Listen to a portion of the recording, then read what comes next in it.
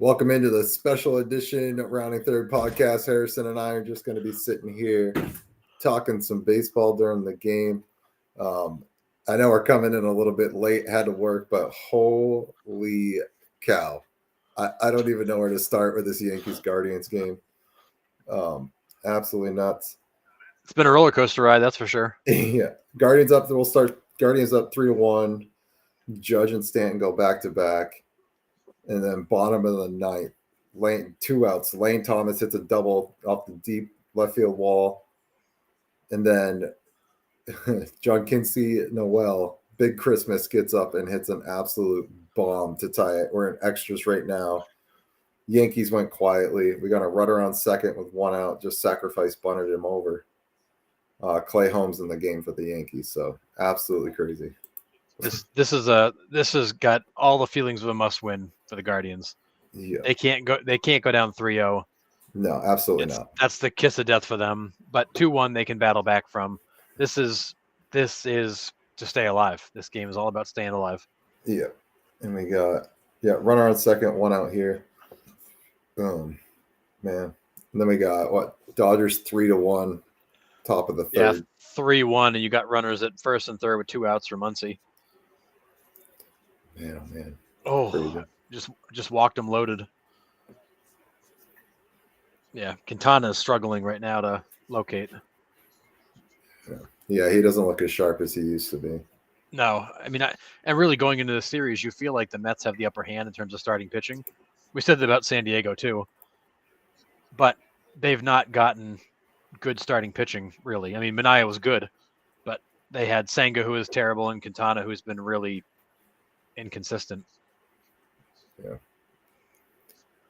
And the Mets have just walked too many guys as a general rule these playoffs. Yeah. I mean, Dodgers and Yankees both aren't chasing out of the strike zone. Like they're not. They have fully locked on the strike zone, and they're not chasing pitches. They're not giving you anything. You've got to come to them. Yeah. Oh, now we're at 2-0 right now on Will Smith, who hasn't hit in like 6 months. If there's ever a guy to throw strikes to right now, it's Will Smith. Yeah, and you got 2 outs. You got to attack him here. Yeah, you're 2-0 to a guy who's been ice cold. Oh, boy. Oh, boy. Oh, boy. Oh, boy. Come on.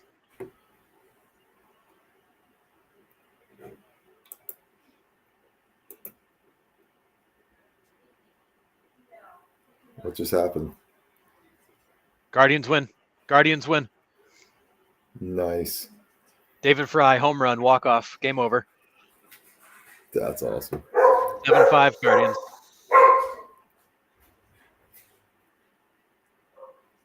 Yeah, you're ahead of me. It's crazy. Yep. No way. That's wild. 7-5. David Fry again. Yep. What a comeback. Wow. I mean, let's recap this game for a second. It was going in. So at the end of 7, it was 3-1 Guardians. Class A comes in the 8th to try to get out of a jam, gives up the laser beam to Judge, home run to Stanton. They go down 4-3. They don't respond in the 8th. The Yankees make it 5-3 in the top of the 9th. Noel makes it 5-5 in the bottom of the 9th, and David Fry walks it off in the bottom of the 10th to make it 7-5. Absolutely. You had 8 runs scored in the last 3 innings, and you had 1, 2, 3 lead changes. So let's talk about Class A for a second. Like he was unhittable. Like we're sitting here talking about possible Cy Young votes, and I mean he still might get some, but he hasn't been the same in the playoffs. Started giving up that home run to Will Smith popped out inning over. Nice. He gave up the home run in the top of the 9th to the lefty there for the Tigers. His name's escaped me right now. Oh, the kid, yeah. I want to say Stevenson, but that's not it. No. What was his name? Kerry Carpenter. Yes, thank you. Carpenter. Yeah, Carpenter. And he hasn't looked that good in this series either. Granted, this is the first game he's been in because he hasn't been in game 1 or 2, right? I don't think he's pitched yet. And Class A has not. I mean, he gave up 2 home runs all season. He's given up 3 in the playoffs. And as I said in the text thread to you and Sean tonight, here's a team that was known for its bullpen, the consistency of their bullpen, the dominance of their bullpen, especially Class A, and their bullpen has let them down several times in these playoffs already. Yeah. It's a dangerous game, but that was a game the Guardians had to win. The bullpen couldn't close it out. The offense bailed them out on 2 massive home runs by Noel and Fry to keep them alive in the series and go to game 4 with a chance to tie it up and make it a 3-game series. That was crazy. Now, a question for you, Nick. We talked about this at the end of game 2, thinking that the Guardians, maybe just need to get home to get comfortable because they're such a good team at home. Was starting the series in New York just too much for them? Was getting home into something comfortable what they needed to kind of take a breath and gather themselves? I don't know. They made like a lot of uncharacteristic mistakes in New York. So I think definitely getting home definitely makes them comfortable for sure. Because, I mean, they made a lot of not like huge defensive miscues, but they would like bobble the ball and give up an extra base. They would, or drop a pop fly and give up a run. But I mean, that one was a big defensive miscue, so I take that back. But yeah. Although, did you see the tracker on that thing? That pop fly that he hit went 193 feet in the air. It was so high, the airport actually had picked it up on radar. Did it really? It actually left the ballpark. That's crazy. And the wind was blowing too. I mean, it was gusting that to right field pretty bad, but it's still no excuse. You're a professional baseball player. You've got to catch that. And more importantly, though, like Rocchio shouldn't have been catching that. That was Jimenez's ball. He should have called him off because it was at the bag drifting over.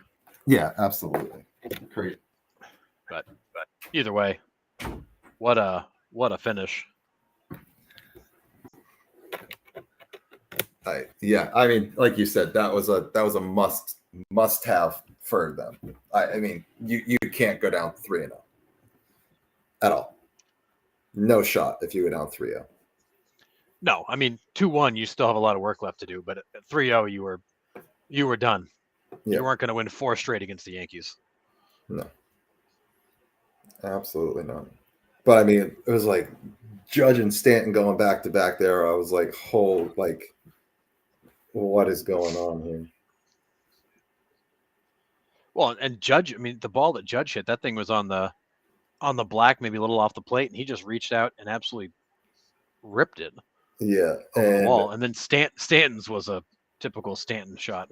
Yeah, and it's scary if Judge is gonna start hitting. It definitely is. It's gonna be scary. I mean, the Yankees. I mean, as many games as the Yankees. Oh, good start, Alvarez to right, base hit.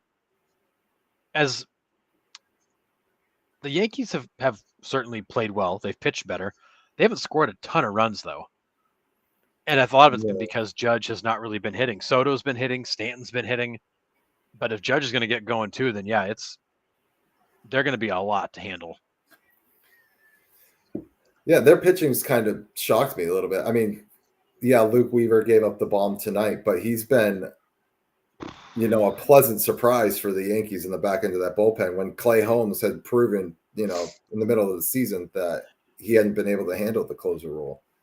Yeah, if you told the Yankees that they'd be in the spot that they're in and using Luke Weaver like they have been, I think they'd A, be surprised, but I think B, they'd be really excited to find out how good he's been. Yeah. Oh, another back-to-back base hits for the Mets. Here we go. Lindor goes up the middle. All right, we got 2 on, nobody out. This is a good start.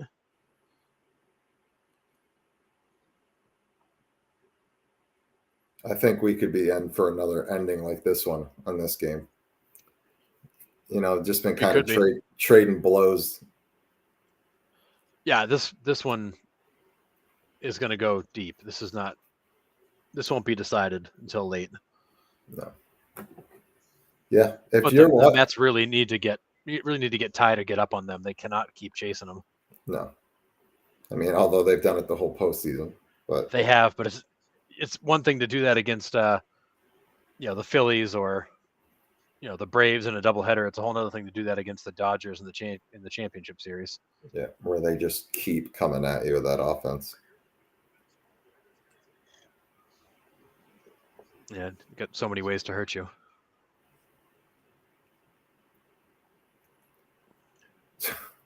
This playoffs, man, has been something for the ages, dude. This has been unreal. Like, all the series have been so close. This has been so much fun to watch. I can't remember another playoff season that's been this electric. No, this has been great. I can't remember a postseason I've watched this closely. Intentionally made an attempt to watch every game. Right. Like, usually I catch what I can, but I find myself doing everything I can to make sure I'm catching these games. Locked in, yeah. Because as much as I do not enjoy watching the Dodgers and the Yankees win, the games have been incredible to watch. They really have. And I mean, we're on record saying that the Dodgers and Yankees are, our two least favorite teams. But yep. I mean, you can't deny the talent that's on the teams and the brand of baseball they bring night in and night out. I mean, it is remarkable to watch. I mean, Ohtani homers in 2 straight at bats, last night and then tonight to lead off the game. That one last night was a bomb. Yeah. Holy cow. Second deck. It's crazy. Yeah, not a lot of balls go up there. And the more I think about it, and I'd asked this Sean a few weeks ago about, is Ohtani worth the $700 million? After this 50-50 season alone? There's no doubt in my mind he is. He hasn't even pitched yet. And that's the scary part of it, is he's worth every single penny that they paid him. I mean, Aaron Judge is making half of that and did almost the same thing and played defense. Yeah, but he's not going to come back and pitch. No, but I mean, we assume that Ohtani's going to come back and pitch effectively and for a while. If Ohtani's going to hit like this and pitch, oh yeah, he's worth $70 million. Yeah. Well, only $2 million.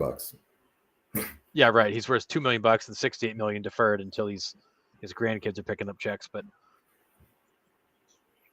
I don't think you could ever justify a guy being worth $70 million unless he's like a Cy Young and MVP contender, which Ohtani certainly could be. But just the draw of Japan alone is the Dodgers have probably already made that contract. That money for this year, including the deferred money, was already made back. Yeah, they were talking about it a couple of nights ago, I think, where it's like the whole country of Japan stops when Ohtani's up. Well, or did you see that game? The Dodgers are playing. Did you see that Game 5 against the Dodgers Padres was the highest watched game in Japan ever? Because you had Ohtani, you had Darvish, you had Yamamoto. You had Yamamoto, you had the connection overseas. Yeah, it was one of the biggest overseas audiences MLB's ever drawn for a game. Yeah, because did Yamamoto start Game 5 too? Yeah, remember he went 5 innings on 55 pitches. Yeah. So you had Yamamoto, Darvish, Ohtani. Yeah. And I think it's cool next year that they're starting with Cubs and Dodgers out there. So you'll have Shota out there, Suzuki out there. Yeah, that's a great idea to send those guys home. Yeah. Don't swing at that, Pete. Oh, come on. 3-0. He throws him a cutter outside, and Pete just couldn't hold up. Yeah.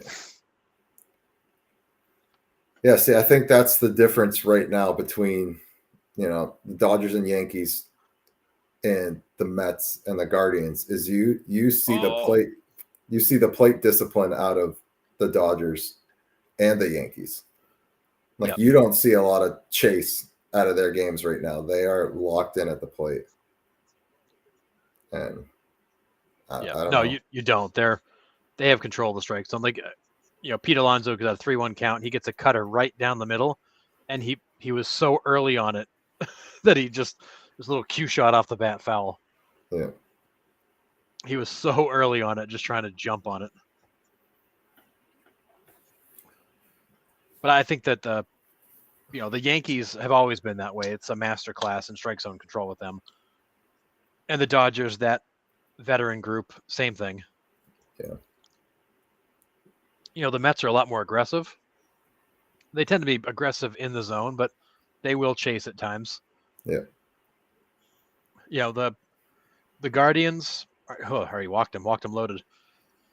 The Guardians are generally pretty disciplined too, but again, like, they're a young team. They're much more aggressive early in the count. They will chase. It works for them, usually. Yeah. I always forget that Mark Pryor is the pitching coach for the Dodgers. Like, one of those guys you always go, where did he end up? Oh, yeah, there he is. Yeah. Mark Vientos, too, being a rookie, coming in here, like, making the impact he is. It's, like, crazy. I mean, yeah, they're showing a clip of he and Iglesias at AAA together, and now here they are playing big roles on a playoff run. Yeah. So you got Yamamoto struggling right now to find the zone. You got Nimmo up with the bases loaded. 1 out. Yeah. Ooh, big spot. What's wild about Vientos is, like, they weren't even thinking he was going to be the third baseman of the future. They had all their chips pushed on the table with Brett Beatty, and they gave him numerous tries and just didn't quite have it. And it looks like this kid's here to stay. I mean, it's going to be hard to pry him off the third base of the way he's performed. Yeah, Vientos was the guy that was kind of without a position, and at one point the Mets were looking at including him in a trade, and then Beatty just could not consistently get it done, and he's found a home that he doesn't look like he's going to give up anytime soon. And he's got a knack for big moments. I mean, my goodness. He loves runners in scoring position. He loves to be in a spot where they need something. No fear. Yeah. They got to get something here. You can't have the bases loaded 1 out and get nothing. Oh, don't expand the zone, Nimmo. That was a ball. What's up, Sean?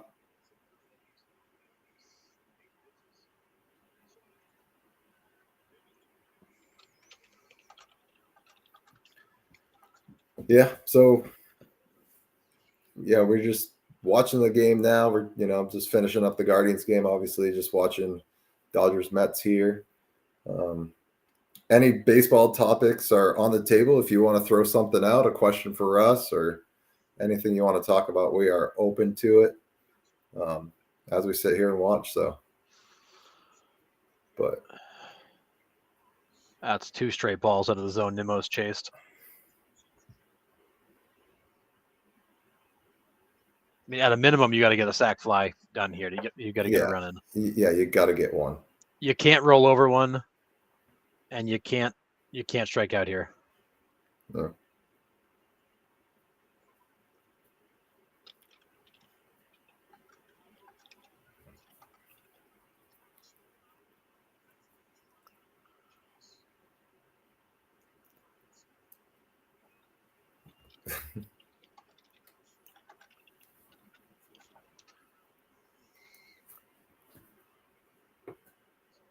No. I hate that you're like 15 seconds ahead of me, though. Well, mine just like froze, so now I'm not. Okay. Well, maybe I still am. I don't know.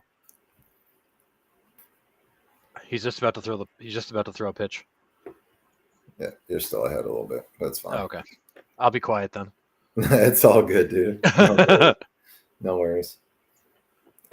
So right now, that ball almost hit him, and he just fouled it off. So right now, you have to say Tommy Edman's the MVP of the championship series, right? I mean, that dude hasn't gotten out in like 3 games. I mean, it's either him or Kike. Or Kike. I mean, I don't know what it is with Kike in the playoffs, but the boy can hit in the playoffs. But regular season, oh no! Oh, they got the double play. Of course they did. I thought he was safe at first, but it doesn't matter. It was close, but that was a half swing.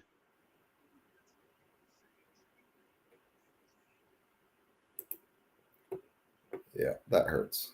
He was for sure safe. Did they review it? I don't know, but he was definitely safe. I think they're reviewing it.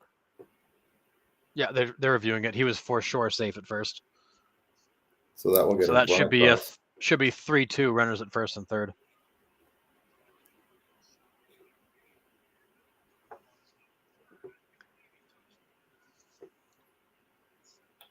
Oh, they're reviewing second as well, saying that he didn't. Well, no. Remember, so we talked about this the other night. Was they can review both just for the hell of it because it's the same. Yeah, they're challenging the call at second.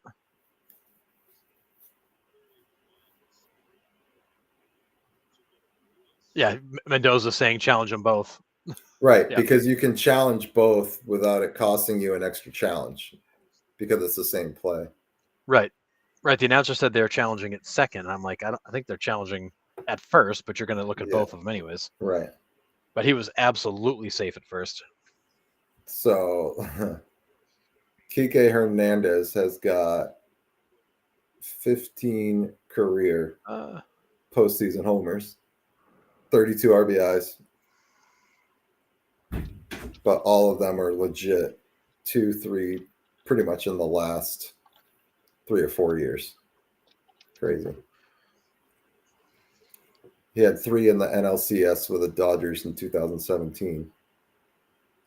But yeah, he is a hitting machine in the playoffs. I don't get it. It's weird that like during the playoffs he turns into somebody else. Like I know. It's weird. It really is. Credit to Nimmo for running this out and not putting his head down and being all mad about it. Because it was overturned. He is safe. It's 3-2, 2 outs, first and third. That's huge. Yeah, that's massive. I mean, it wasn't the outcome you were looking for, but you'll gladly trade the out for the run.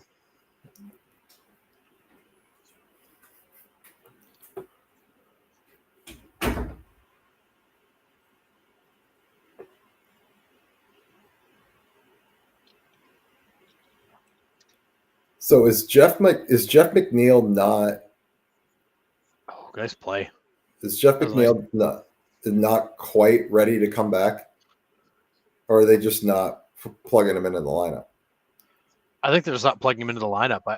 They added him to the roster with the expectation he'd play, but we've not seen him, and I don't know why. Unless he's not ready for like full-time duty, maybe he's just gonna be a pinch hitter. I don't know. Yeah. It confused me to add him, and then you haven't used him yet. Yeah.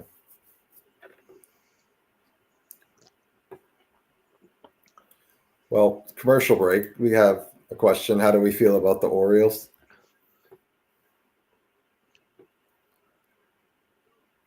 I love the Orioles. They're one of my favorite teams in baseball right now.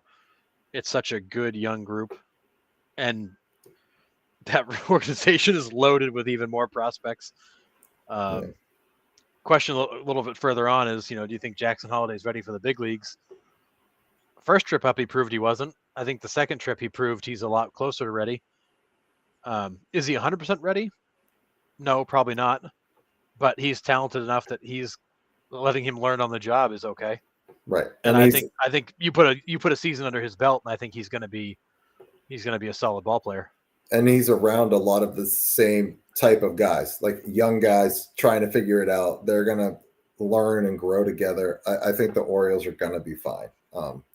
It will be interesting to see if they want to try to hang on to Corbin Burns or Zach Eflin or whatever, because I don't know if Zach Eflin came with control or not, but I know Burns was a one and done unless they try to re-sign him here.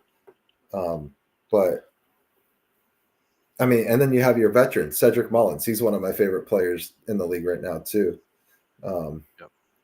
So I mean, it's hard. Eflin's under contract for next year too. Okay. And so then he's an unrestricted free agent after the 20 or in 26. Okay, so that's not terrible for them. Get another year of him.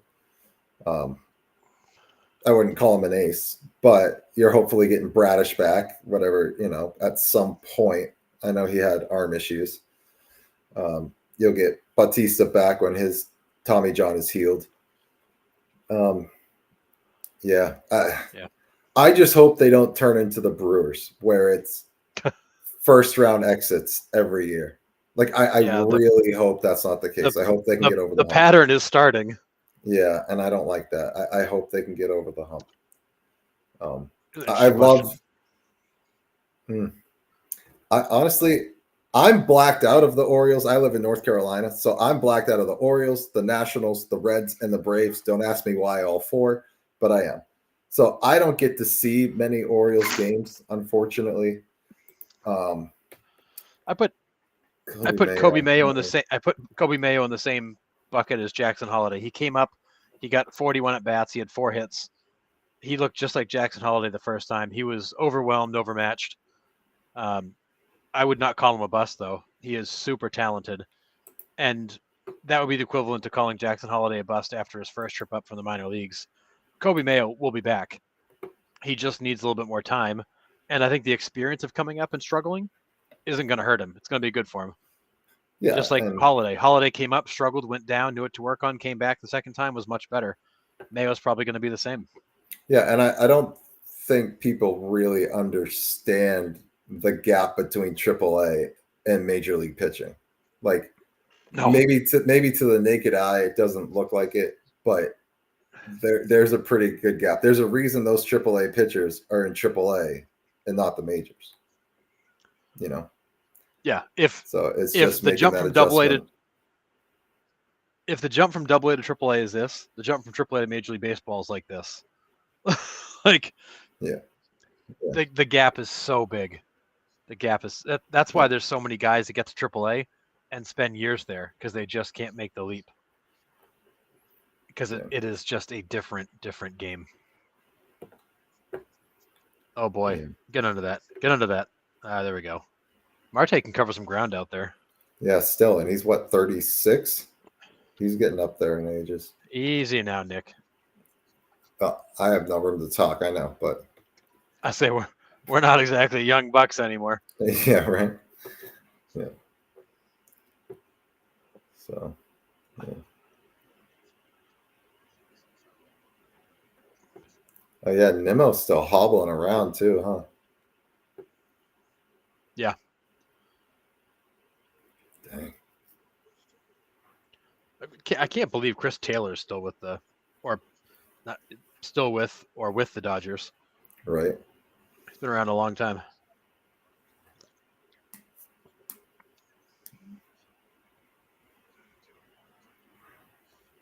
He's been really good for them his whole career. Just steady. Yep.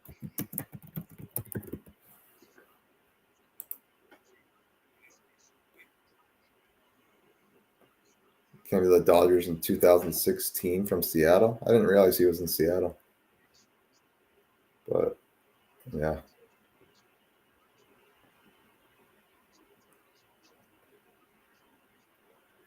Crazy. Enrique Bradfield Jr. I don't know who that is. He's a prospect. He's a Vanderbilt guy. Another Vandy guy, huh? Lots of Vandy guys floating around. Yeah, Enrique Bradfield. He came out of Vanderbilt in 23, 22, 23. He's only been in the minors for a year or two. I think he's been as high as maybe A or maybe AA. Seems like a super promising prospect, but still very young. Yeah, I mean he's 22. He's getting up there in age to. Okay, so he was the first. Yeah, he was the first round pick in 23. So this would be his second season. Yeah. He's got good numbers in the minors, but still very young. Yeah, 275. I mean, it's crazy because I feel like the Orioles, like everywhere you look, they've got talented young players in the system, Like, just constantly somebody else to talk about. Yeah. Well, I mean, I think trading away Norby, who else went in that deal to the Marlins? He was a good prospect coming up that I thought he was going to be up with a big club. And then they ended up trading him away. Yeah, it was Connor Norby and it's who else killing me.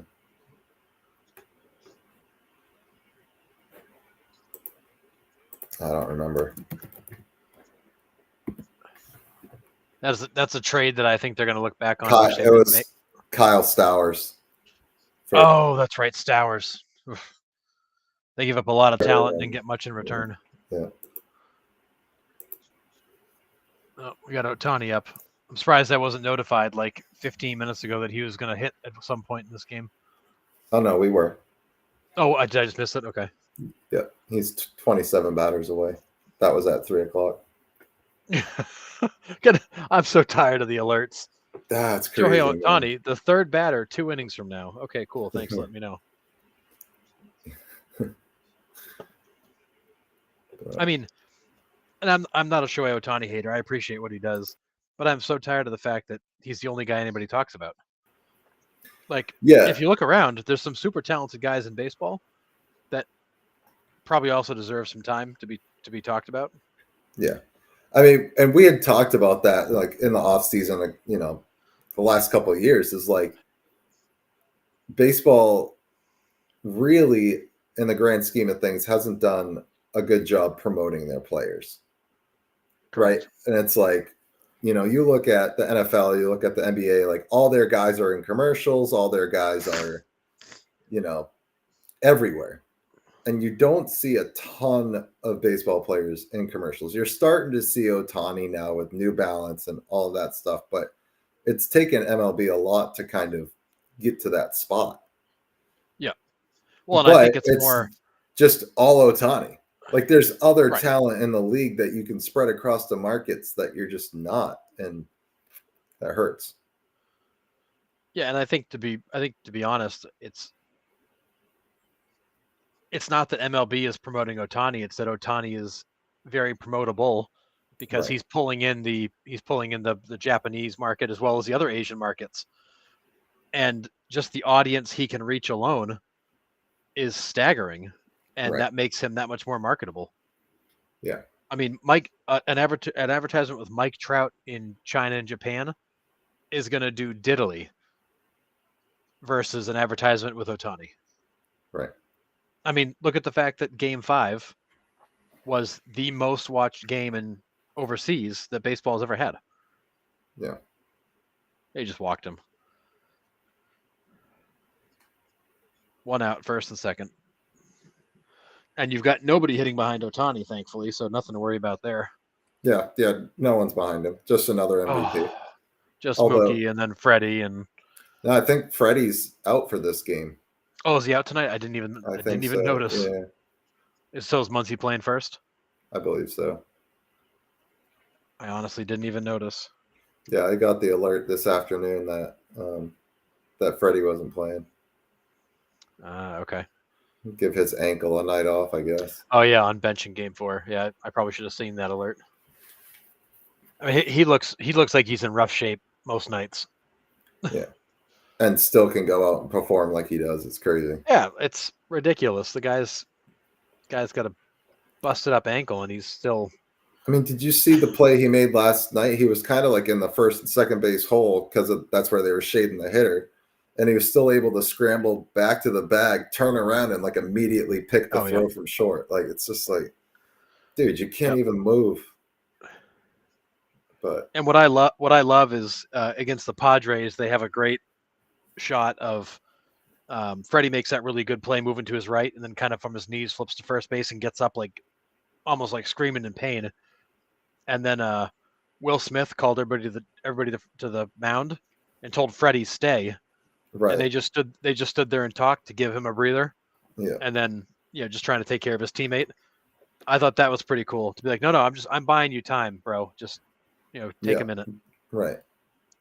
And I mean, that's, again, we say all the time, like, we don't really care for the Dodgers, but that's a veteran move. That's a baseball move that, like, everyone's in touch with each other. They know what they're battling through.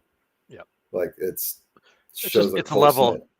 It's a level of awareness that most players don't have unless you're with this kind of a group. Yeah. It's crazy. But yeah. Well, that's another disappointing start, I think, for the Mets. Not that Quintana was bad, but you're certainly hoping to get more than 3 1/3 out of him.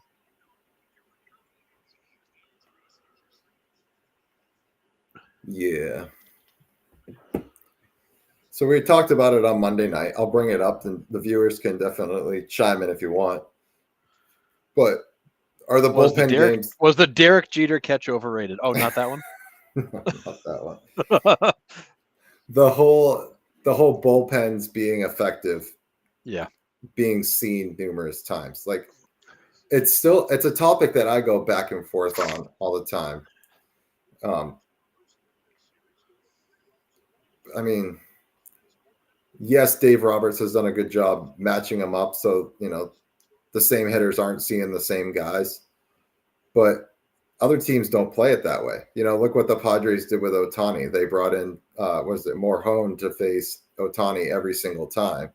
Yep. So the more Ohtani sees him, is he going to adjust to his pitching? Like, stats would say yes, eventually he's going to adjust and know what's coming. But do you think bullpen games are effective? That's a double down the line. Here comes Ohtani. 2-run double. Dang. Oh, boy. Walks kill you. Yep. Well, then getting down 2-0 to Mookie Betts and having to pump one down the middle doesn't help. No. Yeah, 5-2. All right. That was ugly. Just pumps it down the middle. You can't do that. Yeah. Oh, Nimmo's like hobbling to get it. Yeah.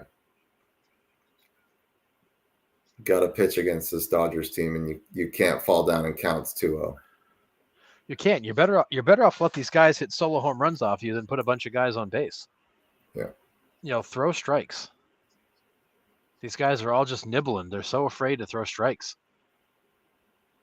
What made the Padres so good in the first few games of the series against them was they threw strikes. Right. When they stopped doing that, they got into trouble. They lost 9-0 in Game 4 when Cease couldn't find the strike zone. Yeah. Game 5, Darvish threw strikes and lost 2-0. Yeah, I mean, we talked about it, but we saw that with the Royals too against the Yankees. The Royals were walking 8 batters a game. That's not going to cut it in the regular season, let alone the playoffs. Definitely, it's amplified in the playoffs. You get a leadoff walk and the fans go nuts. You might as well have just hit a double off the wall. Like, every pitch, every at bat is so amplified in the playoffs that a walk kills you. Yeah. So the Los Angeles Dodgers have earned or received 7 or more walks in 3 straight postseason games for the first time in team history. Oh, you can't hang that. Oh, he popped it up. Okay. Ooh. But 7 walks, 3 games in a row, you've given them 7 walks. Like, you might as well just hang a 3 on the scoreboard before you start the game. Because if on 7 walks, 3 of them are coming in. So here is the official. I put official in quotes because this is Google. So it says leadoff walks score between 22 and 34% of the time on average per Major League Baseball season. So makes sense. Split the difference. Call it 30%. I'd say 1 in 3 roughly get on base and score. I would say that sounds right. Yeah.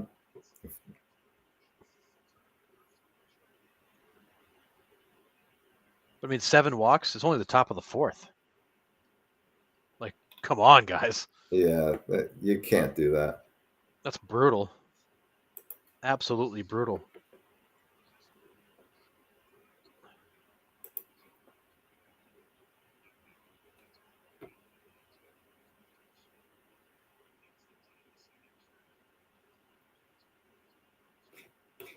Good Lord.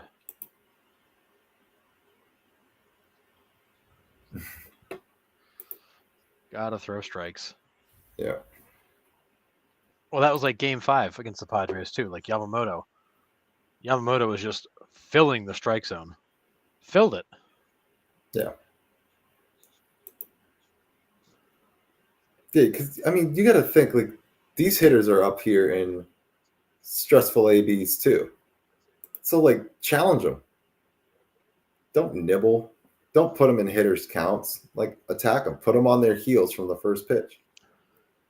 Well, that's the thing. Like if Mookie's not in a 2-0 count, where he can kind of sit on something or look for a certain zone, if that's a 1-1 count even, you're pitching him differently. But in a 2-0 count, with not a lot of options of places to put him other than load the bases, you're pitching to him differently. Yeah. Just when you're consistently trying to come back from behind, it is not a good spot to be. No, especially against this line. Edman just Cade looking. It's the first time he's gotten out this series, it feels like. It feels like it.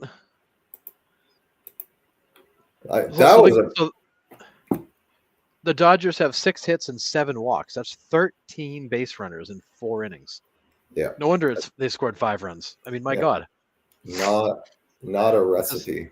This is not rocket science, people. No, not a winning recipe for sure. No, it's bad. And good teams. What were you starting to say?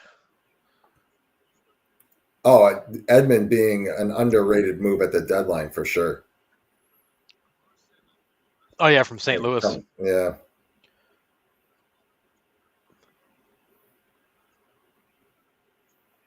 But, yeah, I mean, you look at the moves that were made at the deadline. You know, Lane Thomas, huge trade.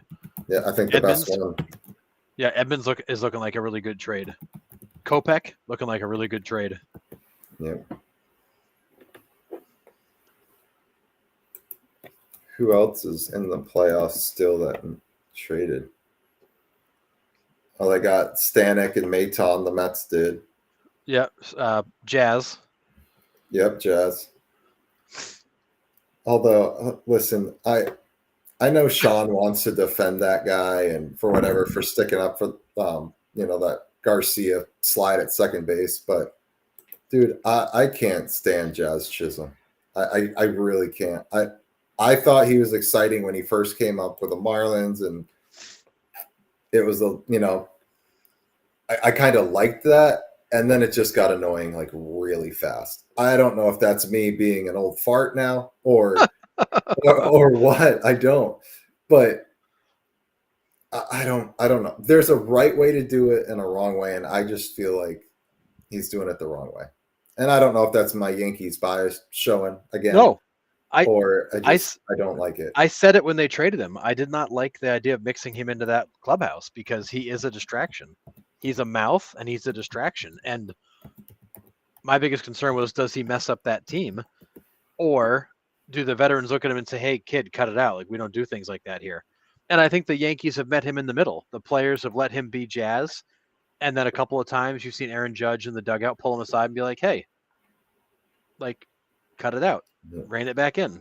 So I think they've let him be him without like completely stifling him. But he's loud, he's brash, he's obnoxious. He's the kind of player that you love when he's on your team and you hate when he's not. Just like I was gonna say, he's Brad Marchand, he's Randy Arozarena, he's Ricky Henderson. Yeah. Like those guys, they either energize a ball club or drag him down. Right. Yeah, there's no in between. Yeah, I mean, after game 2 of the ALDS, he's like, the Royals got lucky. Like, I don't know. He said something again today. I can't find it, but it was something to the fact that like we're World Series champions or something like that. And yeah. But again, like it is kind of taken out of context sometimes, but that's the reputation you have. And you need to reel it in a little bit. Yeah, so switching gears back to the Guardians for a minute. That game was wild, Sam. And but Papa Christmas ALCS MVP? I mean, maybe. Yeah, if this flips the script, you have to think that way, right? I mean, that's a series momentum changing hit for sure. I mean, that's a series saving hit, because if they had gone down 3-0 tomorrow, that place would have been a funeral for the Guardians.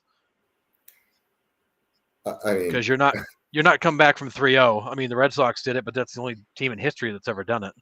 Yeah, and David Fry, man, that dude is unreal. Talk about clutch homer after clutch homer after clutch homer. He's got 3 of them this playoff series alone that has kept the Guardians in it. So, yeah. Sean is on his way to Connecticut for a family outing, so he can't join us tonight, Sam. So that's where Sean is. So just me and Harrison chit-chatting tonight. But yeah, if y'all want to come on and join us, you're more than welcome to. Like, we'd love to have you guys come on if you want. If you have the means to do so, you can come on and talk baseball with us. Or just drop some comments in there, ask some questions. Either way. Give us some hot takes, and we'll go from there. We'll be on for a little while watching baseball. Yeah. So it's just a round table tonight. So we're just shooting the bull and watching the Mets hopefully climb out of a hole again. They spent the whole postseason chasing. It's a tough recipe to live this way for every night, every series. Yeah, constantly chasing. And that gets exhausting too. Like, I don't. But it has to. I mean, it's gotta. Everything is like high stress. You're just making it so much harder on yourself. But at the same time, like, who would have thought the Dodgers, who appeared to have no pitching going in the playoffs, would pitch as well as they have? Yeah. And I think the biggest difference is, like, look at Yamamoto tonight. Like, he's just pounding the zone. He's had a couple of longer innings where he's faced more batters, but he is like right around the zone. Yeah, I mean, also having a 3-run lead helps you do that too. Like, your pitching mentality completely changes. It does, but like even when you had second and third with 1 out, like, he was still pumping the zone or right around it to make it close enough to chase. Oh, that was nasty. That splitter's gross.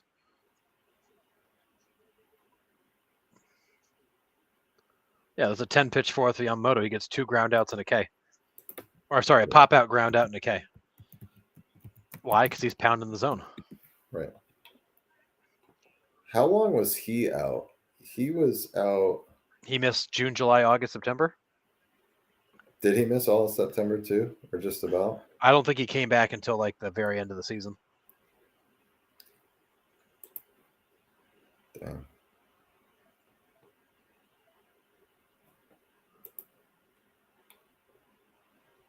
Strained rotator cuff.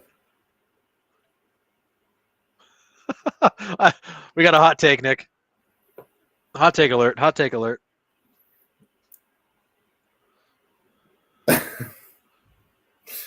Love it. Well, at least your team makes the playoffs.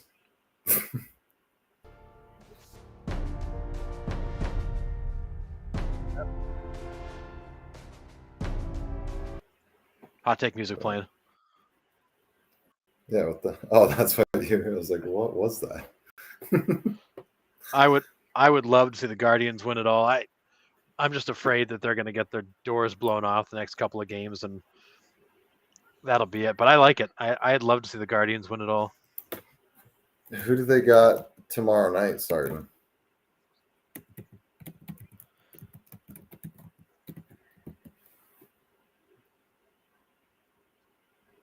Gavin Williams. Let's see. But missing the playoffs, for 3 years, then coming back in 2028 and losing to Atlanta. Oof, that's tough. So they're going to win it all, which is good. That'll make the fans happy. Then 3 straight years they'll miss, and they'll come back and lose in Game 7. That's rough.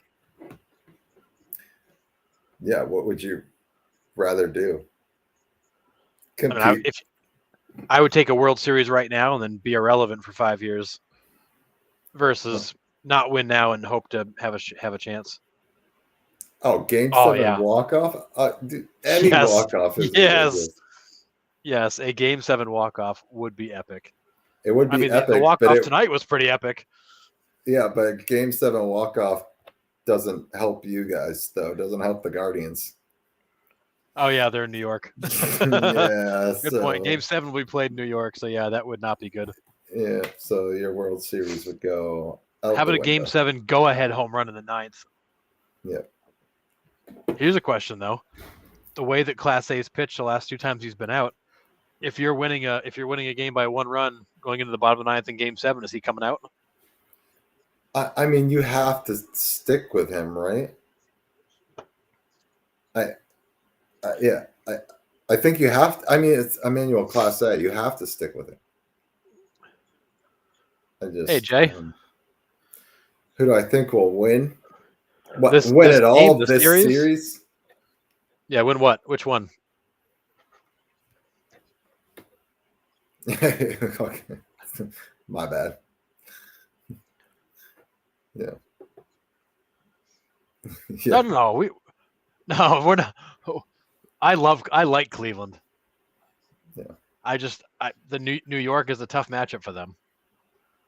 But I've been picking Cleveland. I picked Cleveland to win the ALCS. I picked them to win it in 7. I just hope they prove me right. Yeah.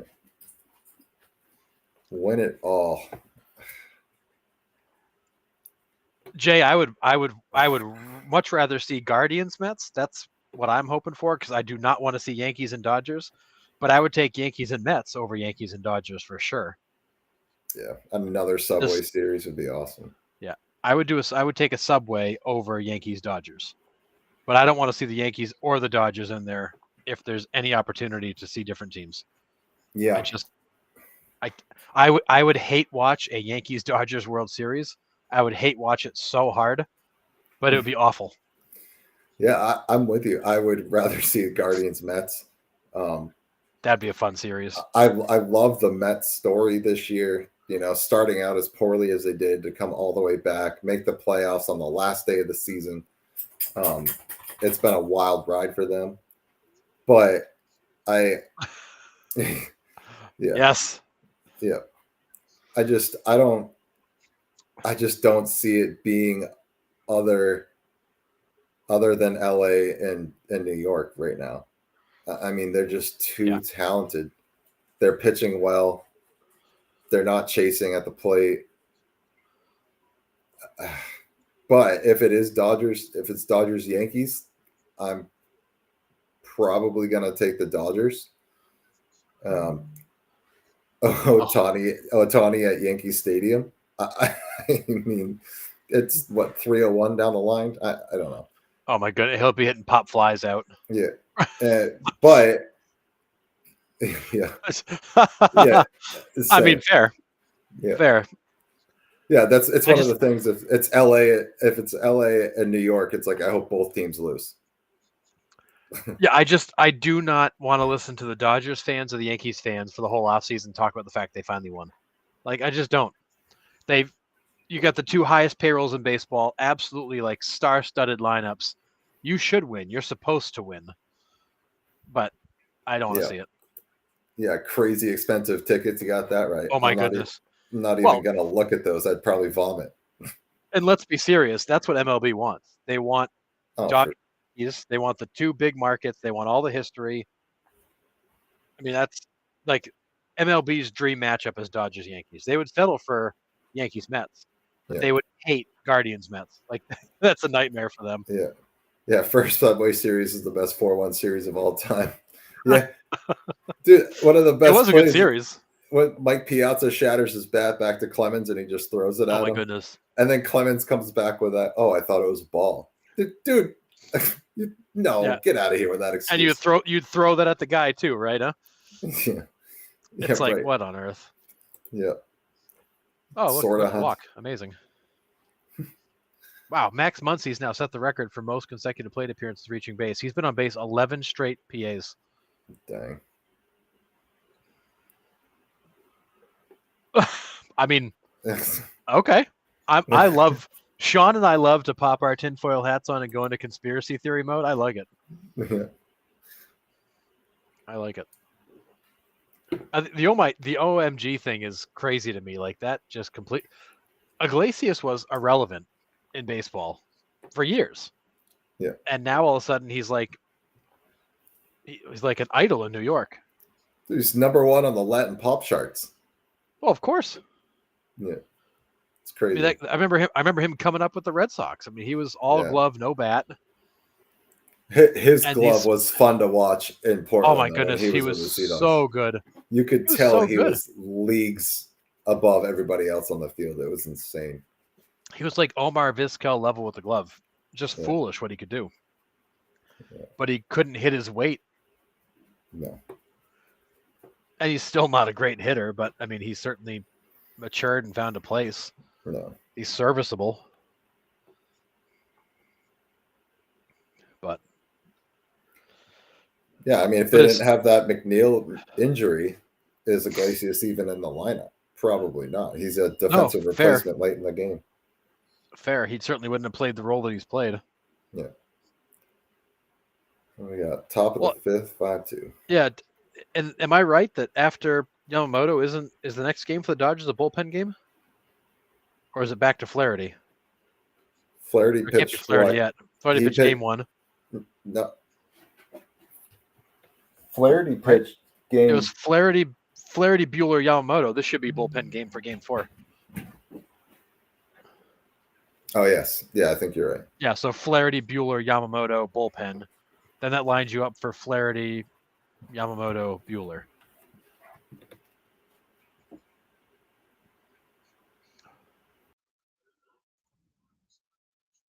No, totally right. Omar was not a great hitter coming into the league. He was always a glove guy. Omar came up as a defensive specialist and always hit just enough to stay around. He did become a better hitter as he got older and was able to manage better at bats. But yeah, he was not great.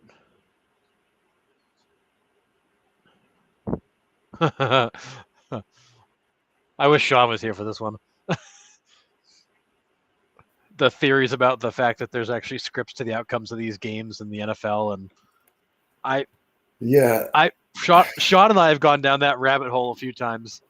There are honestly situations that I look at it and I go, there has to be a reason that it happened the way it happened, because it just doesn't make sense otherwise. Like, let's go to like the Patriots beating the Seahawks. You're on the 1 yard line, you don't run Marshawn Lynch, and a no-name cornerback just happens to step in front of a pass. As a Patriots fan, that was great for me to win that Super Bowl, but on what planet would that have ever been the play call? Yeah. I mean, Dale Earnhardt Jr. wins a Daytona 500 the year after his dad dies. I mean, that one's up there. D. Gordon gets a home run in his first at bat after Fernandez's death. That one still gives me chills to watch. That's crazy. Cal Ripken Jr. homers in his last All-Star game. I mean, granted, they probably were just like, hey, we're going to pump fastballs down the middle for you. Do what you can with it. Yeah. But Derek Jeter, RBI single in his final game at Yankee Stadium. Like, there's so many. Walk-off RBI single. Yeah, right. It's wild. But and look at the Chiefs. Like, all the flags that do or don't get thrown. And I'd like to believe that there's not some kind of a fix that's in, but there are times it's really hard to justify the call that was made or the call that wasn't made, or the tuck rule for the Patriots. John, is who a Hall of Famer?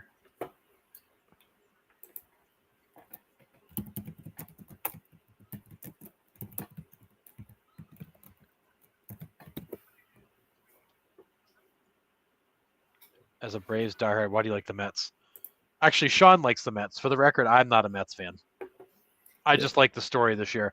The Braves are one of my favorite teams. I'm not a Mets fan. So Sean is a Mets fan. Nick just loves to collect hats.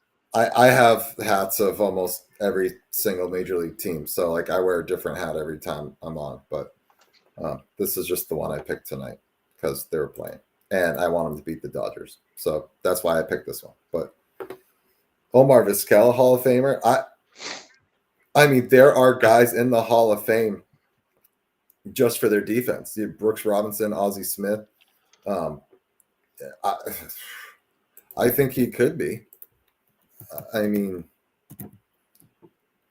yeah. Unfortunately, I was looking up to see his vote count. He got less than 20% of the vote. He's one of those guys who he was a defensive wizard, offensively okay. It's a tough case to make. I don't disagree. I think if Ozzie's in, at a minimum, I mean, Omar Vizquel was not Ozzie, but he wasn't that far off. No. And I think at a minimum, if Ozzie's in, Omar should be getting more consideration than he's getting. 1, 2, 3, 4, 5, 6, 7, 8, 9, 10, 11 Gold Gloves. I mean, yeah, he was okay. He's one of the 4 major league players to have a stolen base in 4 different decades. I mean, longevity's there. Yeah. Almost 3,000 hits. I mean, was he the most dominant shortstop of his era, though? Like, that's, I think, where it's like hard. Is he better than Cal Ripken Jr. during that time? No. Was he better than? I mean, and Omar Vizquel overlapped some with guys like Jeter and A-Rod and Nomar, and they kind of pushed him to the background. I think that's the hard part for Omar, is that he was in an era where there were a lot of really good shortstops, and he was, just another guy with a good glove. I mean, this is also a really good point. He played during the steroid era. There was a huge offensive explosion. I mean, exploration is also the appropriate word there, because a lot of people explored with different drugs to make them better offensively. But he got that square in the thigh. That's gonna that was like square. That's gonna hurt like hell. Oh, this is okay. No. You can like other teams other than your hometown team. Like I grew up a Red Sox fan. So did Nick. But there are other, like, I've long been a fan of the St. Louis Cardinals, the Atlanta Braves. Like, I have other teams I really like watching. You can like more than one team. I'm a baseball fan. I like baseball, and I like to watch teams that play a style of baseball that I enjoy. Yeah. That's a BS, not being able to have other teams that you like. Yeah, see, for me, like, diehard Red Sox, like, if it's on, I'm watching the Red Sox. Yep. And am I liking what they're putting on the field? Nope. I'm not. I hate it. And we talk about it a lot. It's bad. The last couple of years, like, I have really attached to the Arizona Diamondbacks. I love the style of baseball they play. They pitch, they run, they can hit for power. I just love that team. And I think they have the best uniforms in baseball. But besides that, I just love the style of baseball they play. I mean, it's Red Sox for me all the way, but like you said, Harrison, like, I do like watching teams, and especially now with MLB TV, we have the option to watch more West Coast games, and they're faster. Like, with this pitch clock, and we can say whatever we want about the pitch clock. I enjoy being able to watch most of that game before going to bed, because 10:05 starts before the pitch clock, dude. I was watching the first 2 innings, maybe, and then going to bed. Game gets over at 1:00. Yeah. Oh, I mean, yeah. The purple pinstripes, dude. The vests. It's so good. But yeah, I mean, we can actually now sit and watch a West Coast game without being terribly late, and you can get 6-7 innings in. Like, I love that. So I've been able to watch a lot more teams that I haven't been able to watch in the past, but I'm really attached to the Diamondbacks lately. I love them. Yeah, no, and that's, I tell people all the time, like, I've diehard Red Sox fan, born and raised in New England, love the Red Sox, don't like what they've done lately, but I love the Sox. But I like baseball, and I will watch anybody. I go to minor league games. I watch whoever's got the good matchups. What I will say though, is for me this year, I picked the Royals to make the playoffs and potentially win the Central this year, right in spring, It was right in spring awesome. training, and I watched them all the way through the season. And honestly, they were I mean, the Red Sox weren't much to watch, so I watched a lot of Royals games. They became I adopted them this year as my team, and had a lot of fun watching another team. And I'm not doesn't mean I like the Red Sox any less. I do like good baseball. Yeah, I mean that 01 World Series absolutely was insane to watch for sure. That series was amazing. It was so good. Randy Johnson coming out of the bullpen. I mean, Johnson and Schilling 1-2. I mean, lights out. Crazy. But yeah. So that's for those people that don't have a team, you kind of pick the team you like. Now, if you tell me that you're a Yankees fan, Lakers fan, Cowboys fan, I don't take you seriously, because all you did was pick all the teams that were good and started following them. But we all kind of gravitate towards the teams that either a family member liked or just had our favorite player on them, whatever. I mean, I just like watching good baseball. BK Kim, loved him. That weird delivery. So good.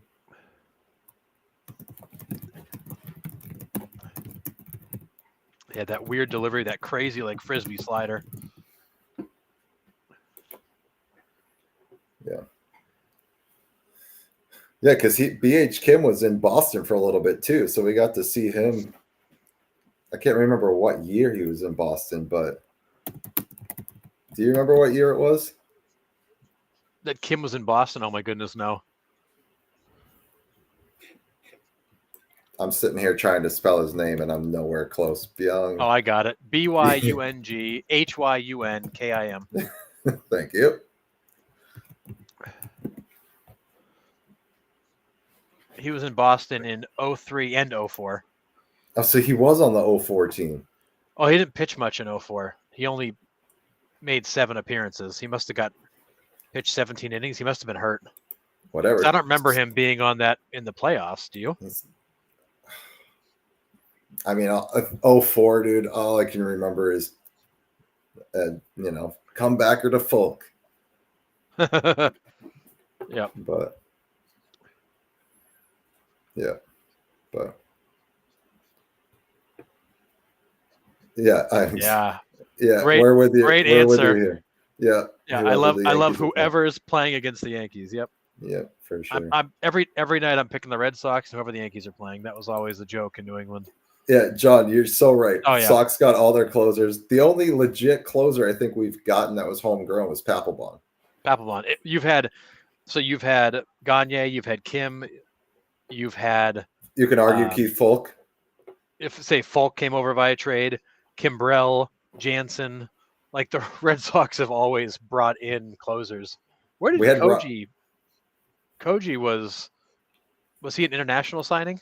I think he might have been, because I think we got him. The Red Sox did develop Brandon Workman and who's the guy they just traded? Daniel Bard was also a Red Sox too. Yep. Oh no, Koji was in Baltimore and Texas. Then he came over in 2013. Oh, okay, all right. So yeah. Who was the closer a few years ago? I've asked this before. He was the All-Star. He had a 30 save season, and then he forgot how to pitch. Matt Barnes. Oh yeah. Mm-hmm. He was homegrown, wasn't he? I believe so. And then just forgot how to pitch. Red Sox had Rod Beck for a little bit too, I think. No, not Matt Barnes. It's I said Daniel Bard. Yeah, Daniel Bard. Yeah. Yep, Smoltz. That's right. Smoltz was. Oh there. yeah. Forgot about Eckersley that. came through there. Yeah. That's right. Crazy. Yeah. It's all right. The Red Sox won't make any moves to make their team better this offseason, so we don't have to worry about getting another closer. So. I mean, I love the offseason now. It's easy to just say, who the Red Sox going to sign? Nobody. Yeah. Next. Oh, we're in on everybody, but we won't sign anybody. Oh, yeah, the Red Sox are the masters of being in on somebody and then not doing anything. Brutal. Ultimate tease. Yeah. Come on, Alonso. Come on, Pete. That was way off the plate. Boy, oh boy. Phillips is gross. Haven't even seen him much, I don't think, this postseason yet. I mean, that's the thing. I mean, we saw it with their bullpen, 33 scoreless innings and that stretch. And we were sitting here at the beginning of the postseason being like their pitching was going to be the problem. Hey, you know who was in that scoreless stretch there, Nick? Your boy Ryan Brazier. I don't want to talk about him. He's the one name that's forbidden from this podcast. Yeah. So for those of you who don't know the history, so Ryan Brazier was with the Red Sox for a while, and it felt like he consistently came into games that were either like close or they were trying to do something to come back, and he would blow it. So he became like Nick's favorite player to hate. And then the Red Sox traded him finally, and we did a lot of Ryan Brazier talk, or he was eventually not talk. He was so bad for such a long stretch. It was awful, horrendous. And he could only come in clean innings. He couldn't inherit runners because they all scored. Like, it was bad. And that friggin' head tilt. Like, I can't do the head tilt, dude. Like, oh, God, bad. Yep. But bad. Man. Yeah, so it was Matt Barnes I was thinking of. He was an All-Star in 2021. He had like 24 saves of the All-Star break, and then actually absolutely imploded. What year was that? 21. And that was the year they made that crazy run in the playoffs that none of us expected. Yep. Because of Kike Hernandez. Yeah, because of Kike in the playoffs. And then in 22, he didn't pitch much, and then the Red Sox moved on from with his 4+ ERA. He got demoted from the closer role, and they eventually just shipped him out. Did he? He's now in Washington. I was gonna say, I think the Nationals where they sent him. Yeah, they shipped him out to Miami. He landed in Miami, and then he was in Washington last year with a 6.75 ERA. Could be 6.76. Yeah. Could also be 3.75. Yeah. Don't push it, Harrison. Yeah.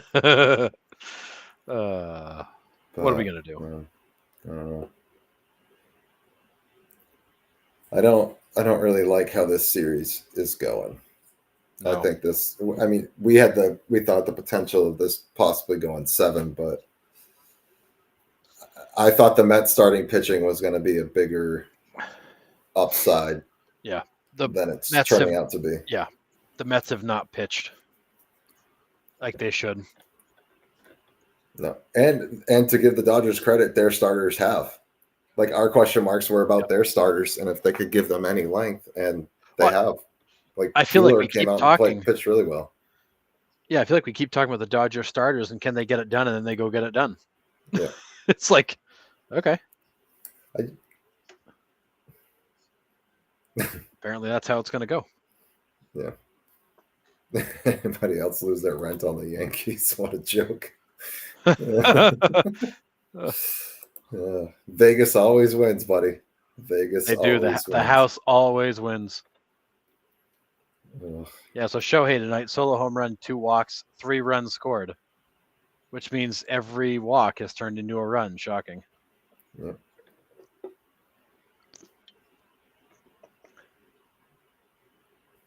My goodness.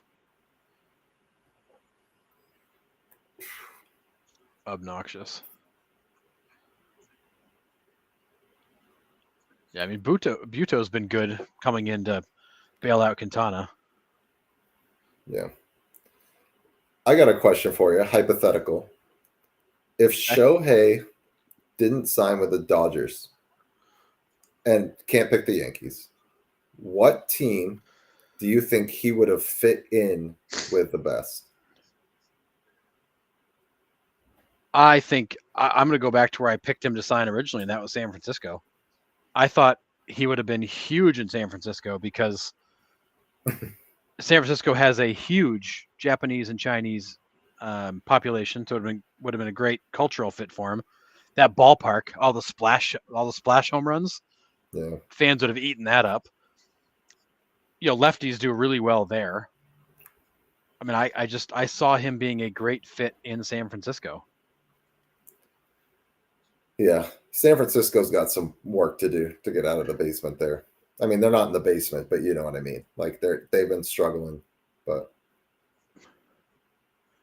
yeah, I feel like, I think, and obviously they made the big change and Zahidi's gone and they brought in Buster Posey as the new baseball ops guy. But I do think that the Giants have tried. They've tried to do the right thing. They've tried to bring in the free agents. They had Aaron Judge down to the wire. They had Correa, and then the medical exam went sideways. They brought in Blake Snell to try to, they've made moves. They just haven't, they signed Matt Chapman long term. Like they've done some good things. They just haven't been able to put it all together. Yeah. And there's still maybe that one or two players away from really getting there. A guy like Shohei would have changed that organization completely. Oh, for sure. Yeah. Seattle was on our short list of teams too when we were talking about it in the offseason. But yeah. Yeah. Seattle we talked about because they need a bat badly. That team, my goodness, they can't hit them. They can't hit save their lives. It's garbage. Love this for a 10-year, $100,000 contract. Oh man, I really hope the A's offered him that because that would have been great. Well, what's awesome is they could have offered him a $1 billion contract and deferred everything but $100,000. Yeah. That's damn near what the Dodgers did. I mean, this is garbage as they are. Yeah, Ichiro was a great fit there. You're right, absolutely. Yeah, they ate him up there. And Seattle's another great market that has a big Japanese and Chinese population where he'd have been like a god in that city. Yeah. LA is the sexy pick. You want to go make a name for yourself and be really well known and famous, you go to Hollywood. I mean, Mookie Betts and Freddie Freeman's also a big pull there. Let's be honest. Yeah, the Dodgers did need Shohei to be a good team, but it doesn't hurt to have him.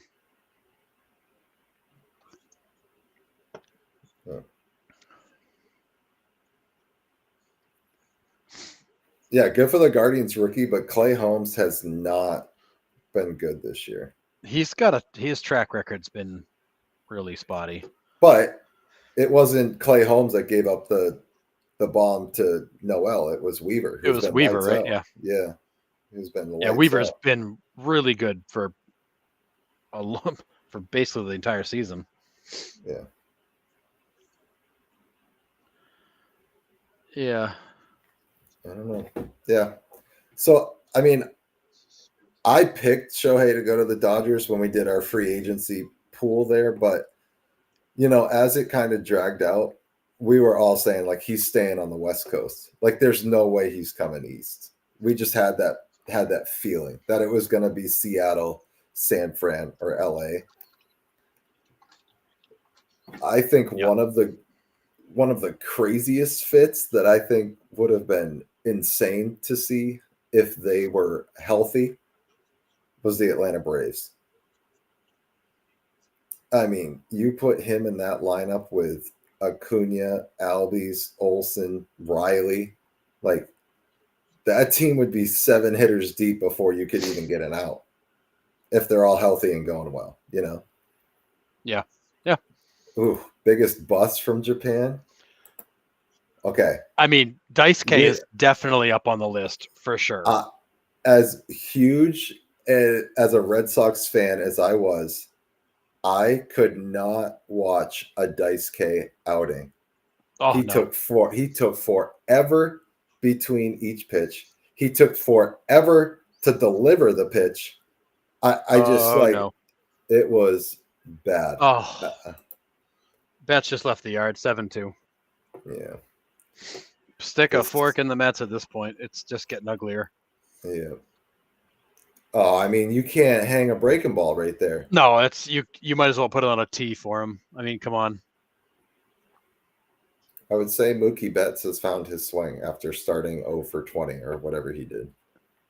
Yeah, you got Mets fans in the stands crying now. I mean, this Dodgers team, you got $200 million a season in your top 3 guys in the lineup. Like, yeah, they should win. Yeah. Daisuke was terrible. Anybody remember Hideki Arabu from the Yankees? Mm-hmm.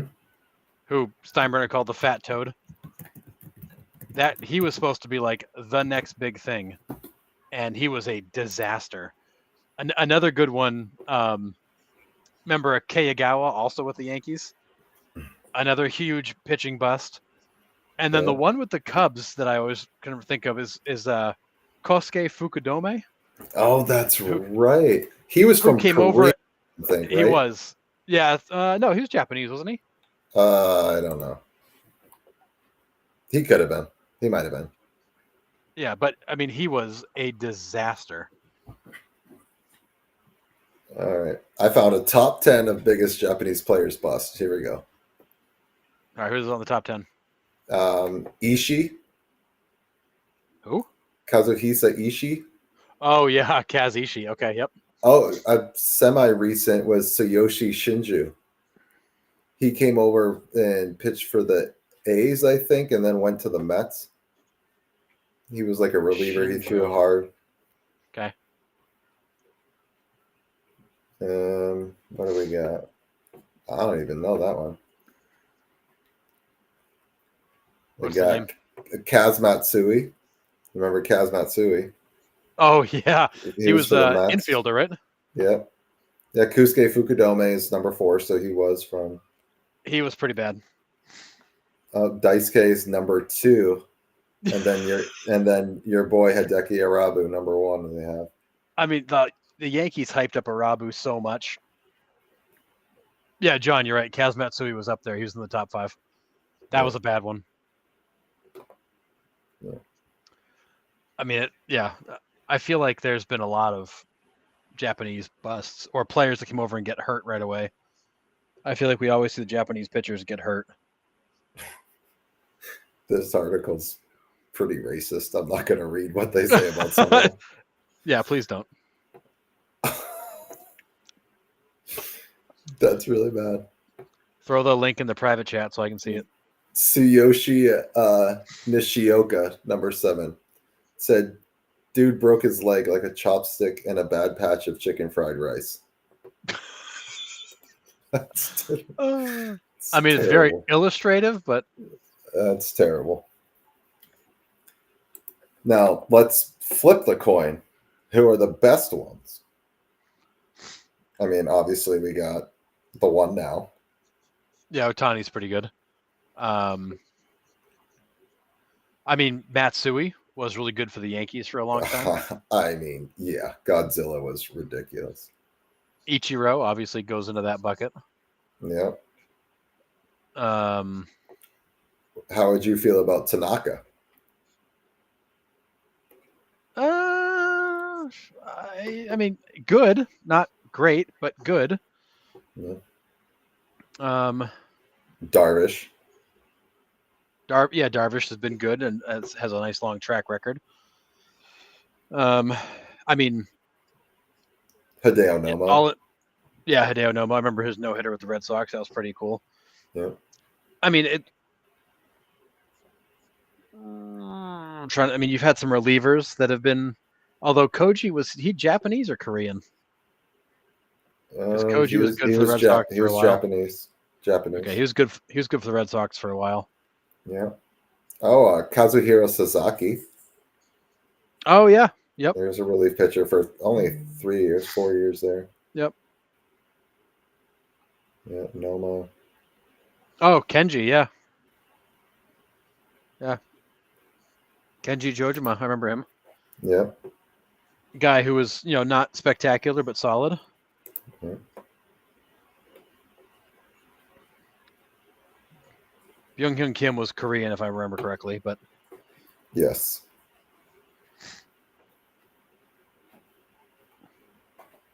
Shin-Soo Choo, also Korean. Love that dude.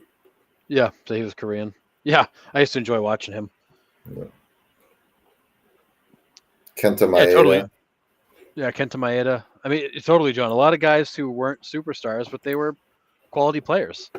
Yeah. Oh yeah, Chin Ming. Chen-Ming Wong. Forgot. Yeah. Yeah, Chan Ho Park was another guy who had a run.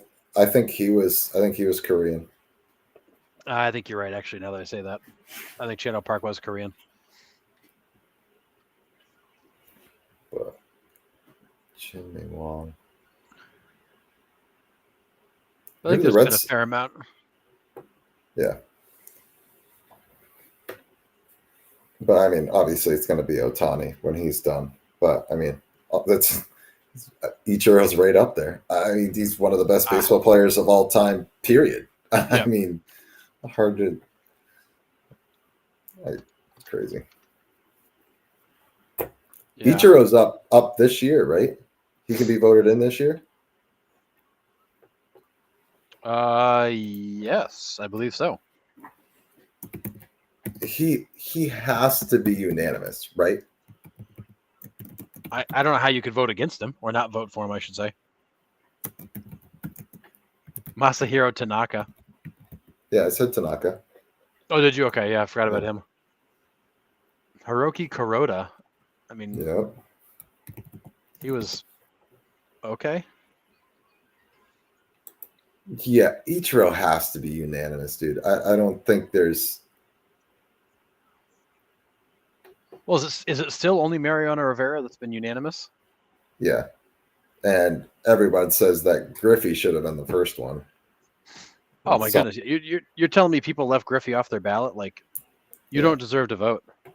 Yeah, I mean, and again, Yankee hatred aside, Derek Jeter probably should have been in there too. The dude was in the Fall Classic year after year after year, 3,000 hit, all everything he brought to the game. Like, he should have been too, and it was stupid. Yep. Yeah, the media hype when Ichiro came over, it was like it was like a rock star was coming to the U.S. It was wild. It was nonstop talk about it. But yeah, like, I mean, Mariano Rivera, I mean, sure, probably should have been unanimous, but like, yeah, I would agree. Jeter should have been unanimous. I mean, Ichiro should be unanimous. Yeah. How do you leave Ken Griffey Jr.? Griffey should have been unanimous. I mean, Cal Ripken Jr. should have been unanimous. I mean, there's so many guys that, like, there's no question they belonged in there. Like, why did you even have to think about it? And honestly, like, I would love, and we've talked about this before, Nick, I would love if everybody but you votes for a guy, you should have to explain why you didn't vote for him. Right. Like, if a guy gets, I don't know, 85 or 90% of the votes and you didn't vote for him, you should have to explain that, or you should lose your ability to vote. Because you're clearly not voting based on what happened on the field, because everybody else disagrees. Yeah. Yeah, we have talked about the Hall of Fame ad nauseum on this show.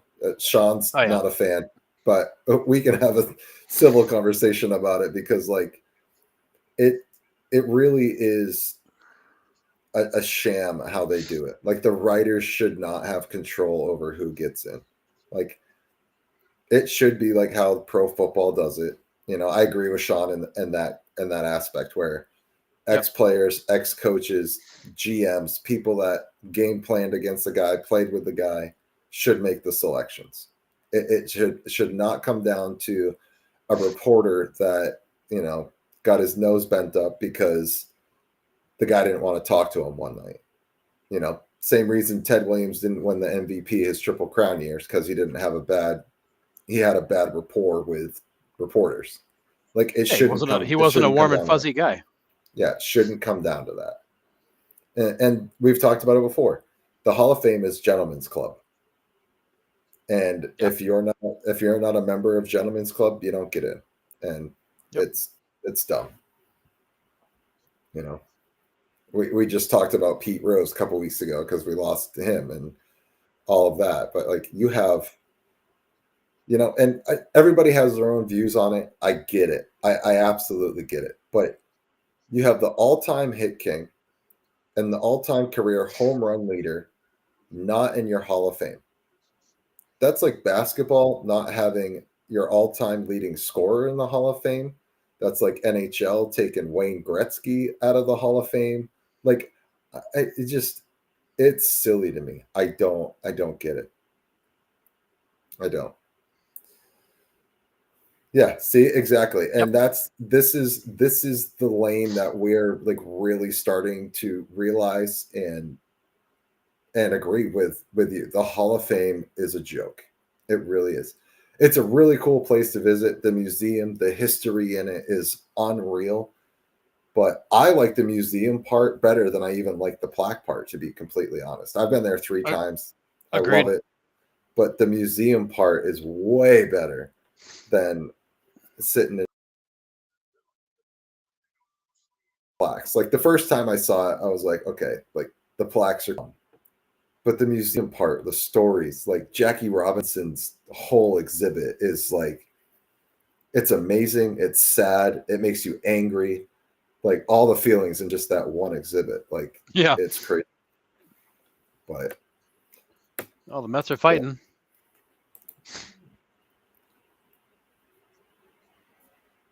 Yeah, and this is a great point too. Yeah, like I get it. So my debate about the steroid era is this: they put in Bud Selig, the commissioner during the steroid era, because he saved the game financially. You're telling me that Bud Selig didn't know that these guys were juicing? That's baloney. He totally knew. There's no way. So he's celebrated for that era of baseball. He's in the Hall of Fame, but none of those guys that actually saved the game are in. That's where I've started to really have a problem with it. But yeah, just because they're jerks, it's insane. You're right. And Schilling definitely. I mean, we debated him. Was it last off season? I just he was dominant for his time. I think he's in. Like, I mean, we've looked at his numbers before, but I think Schilling should be in, but he's right. He's not a gentleman. You're right. So he won't get in. We won't see him in there. Well, and the hard part with Schilling is a guy who is just genuinely not liked. And unfortunately for him, like he is on the borderline of like automatic pass. Right. And so because of that, writers like, yeah, I don't want to put this guy in. I don't like him. Yeah. It's like, okay, and you have that ability as a writer with a credential, but that's the wrong way to go about this whole thing. Yeah. Like, and he's not a good dude. No, guys should be getting in based on the merits of what they did. Right. Right. It's the Baseball Hall of Fame. Did you put up the right numbers? Right. It's the Baseball Hall of Fame. It's not the Character Hall of Fame. Right. It's like Pete Rose is a whole nother conversation on that topic. Like, yeah. Yeah. But Pete Rose had his flaws, but there's very few people in the history of the game that had a bigger impact than him. Yeah. But you could argue that they have let a couple steroid guys in. They have. I mean, Bagwell was in that era. Pudge Rodriguez was in that era. I mean, I don't have any proof that they did, but any guy from that era, you have to be like, all right, like, did they juice at some point in their career? Most likely, I would say they did. I mean, Ken Caminiti brought that to light in that Sports Illustrated article. He said 85% of big league players at that time were taking some sort of supplement, whether it was steroids or HGH or something else. Like 85% of players were taking something. So, yeah. So here's a question for you, Harrison. If Fernando Tatis Jr. goes on and has a Hall of Fame career, does he get in? He was suspended for PEDs early in his career. He was, and the hard part is, we don't even know what the PED was, but I think it's hard now because like we're in a world now where like there is testing and they are suspending people that are caught. So like you can be reasonably comfortable that like the whole league isn't juicing. But I think if he goes on to have a Hall of Fame career, regardless of his suspension, then he gets in the Hall of Fame. And I think, did Barry Bonds taking steroids help hit more home runs? Sure. But how many home runs that he hit would not have been home runs without the steroids? You still have to square that ball up. You still got to pick the right pitch. You still got to launch it. Did he have a few balls that would have died at the warning track going to the seats? Maybe. But really, like that's what we're going to nitpick? Yeah. The guy put up insane numbers. Yeah. Yeah. And you're yeah, I just saw that comment too. Yeah, you're absolutely right, dude. I got no argument against that. You're absolutely right, John. I mean, he murdered people on the field and off the field. Oh God, man, crazy. But yeah, I mean, also like Roger Clemens not being in the Hall of Fame, absolutely ridiculous. Like, well, it's like what? I was just thinking, like, here's a guy in Andy Pettitte who got caught with HGH, not in the Hall of Fame. A-Rod.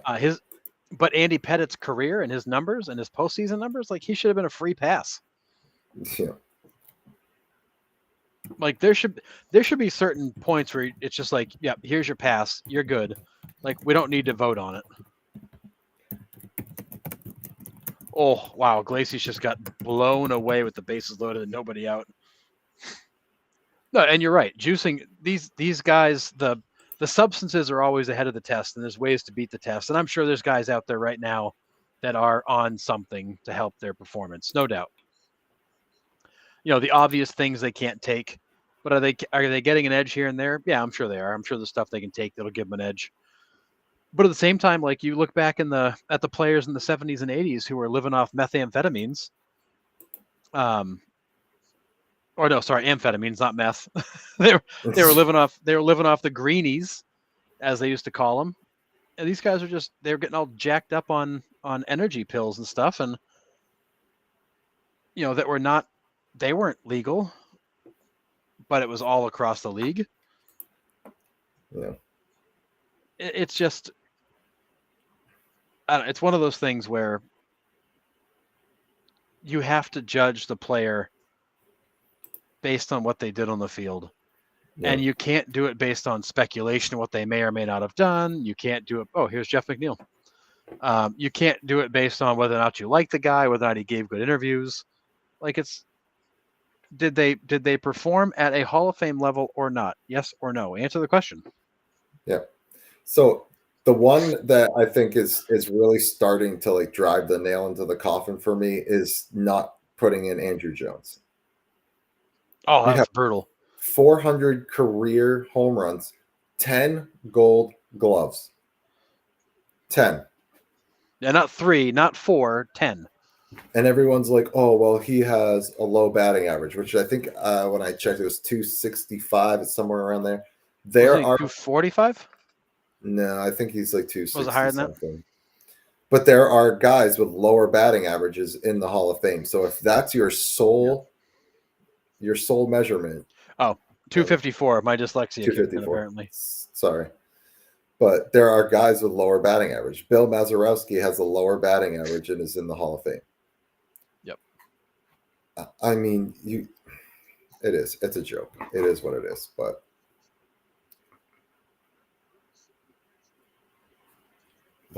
yeah, I don't know. But back to the main point. Ichiro should be the next unanimous. Should be. Yeah. And like I understand why guys like Todd Helton weren't automatics and didn't necessarily get in by a vast majority. Like they're guys that had good careers, but people could say, well, maybe not. But like a guy like Ichiro, there's no argument to be made that he shouldn't be in. Jeter, no argument. Cal Ripken, no argument. Ken Griffey Jr., no argument. Like, if you don't vote for them, you shouldn't get the chance to vote. Like, they should take your credential away. And some of these guys wait for years to get credentials to vote, and then they throw it away on something like that. Like, yeah, it's like this big power trip of like, oh, I get to control the outcome. Like, I get to change somebody's legacy. Okay. It's silly. Oh man, they can't even get the sack fly done. Thanks, McNeil.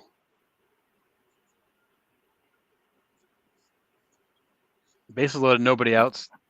They get a K. Shallow fly ball to center. Why wouldn't you? Because Pages has got a cannon. Wow. Yeah, I'm with you. I was really looking for like a 2 RBI base hit, maybe a bases clearing double. No, just a weak pop fly. You gotta get a couple here. If you don't get a couple here, you don't have a chance. If you can't come out of this inning with a couple of runs, then you're pretty much done.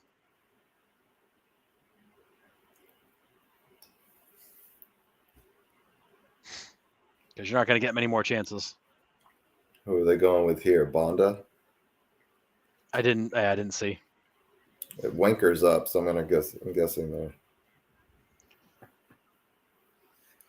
Yeah, it's a fair question, John. I think being down 5 runs, it's one of those things where like you probably need his bat again. So you're trying to make do.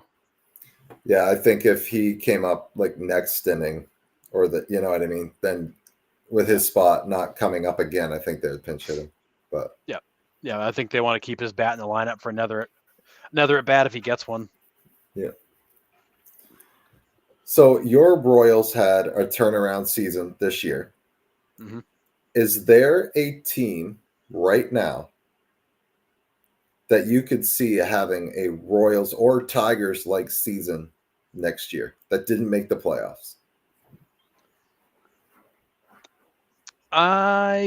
Yes. And I would say if there's any team that is likely to do that, it's the Cincinnati Reds. And I think if that young talent can finally gel and take a step forward, that is a dangerous team, and also stay healthy.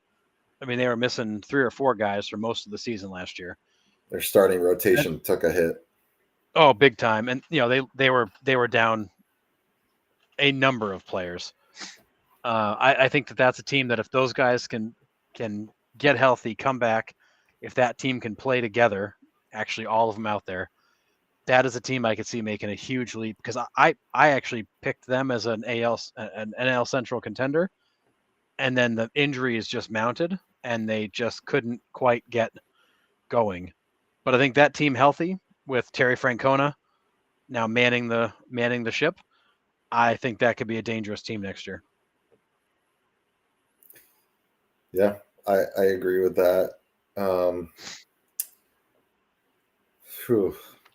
I had to pick one. Chicago White Sox. I mean, they're selling the team. We got 2 teams we can put bids in on. Yeah, can't be worse, right? Nope. All right, so I'll try to go not Reds. Let's see here.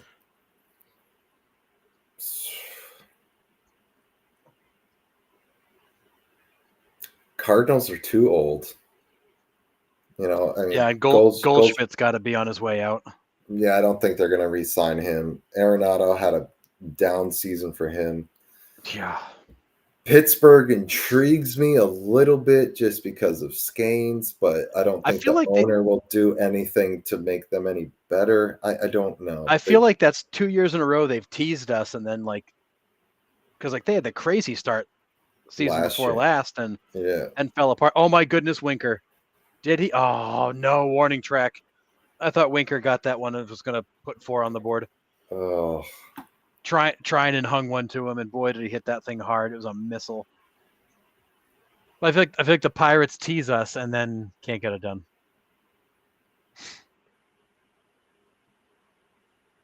Yeah. So I don't think it's them.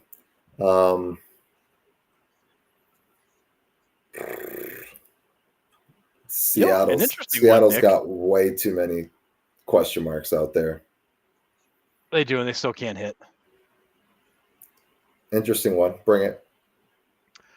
The Giants. I mean, I feel like if the Giants can maybe Buster Posey can attract some talent in there. They weren't far off this year. The Giants are one that could, with a couple of moves, could be right in the thick of it. They got a couple good young starters too that are really good with Birdsong, Hayden Birdsong, Kyle Harrison. You got Logan Webb there. Yeah. The Nationals looked ready to take a step forward this year. Then they had a really wretched kind of second half of August and September. Yeah, that's just a tough division to compete in, though. It is. They're very young. And we don't know the fallout of C.J. Abrams being basically demoted to end the season, how that's going to go. Yeah, definitely. What about the AL East? Do you see the Rays or the Blue Jays being legitimate contenders next year? Like, are they gonna make some moves? Or are they just gonna mail it in?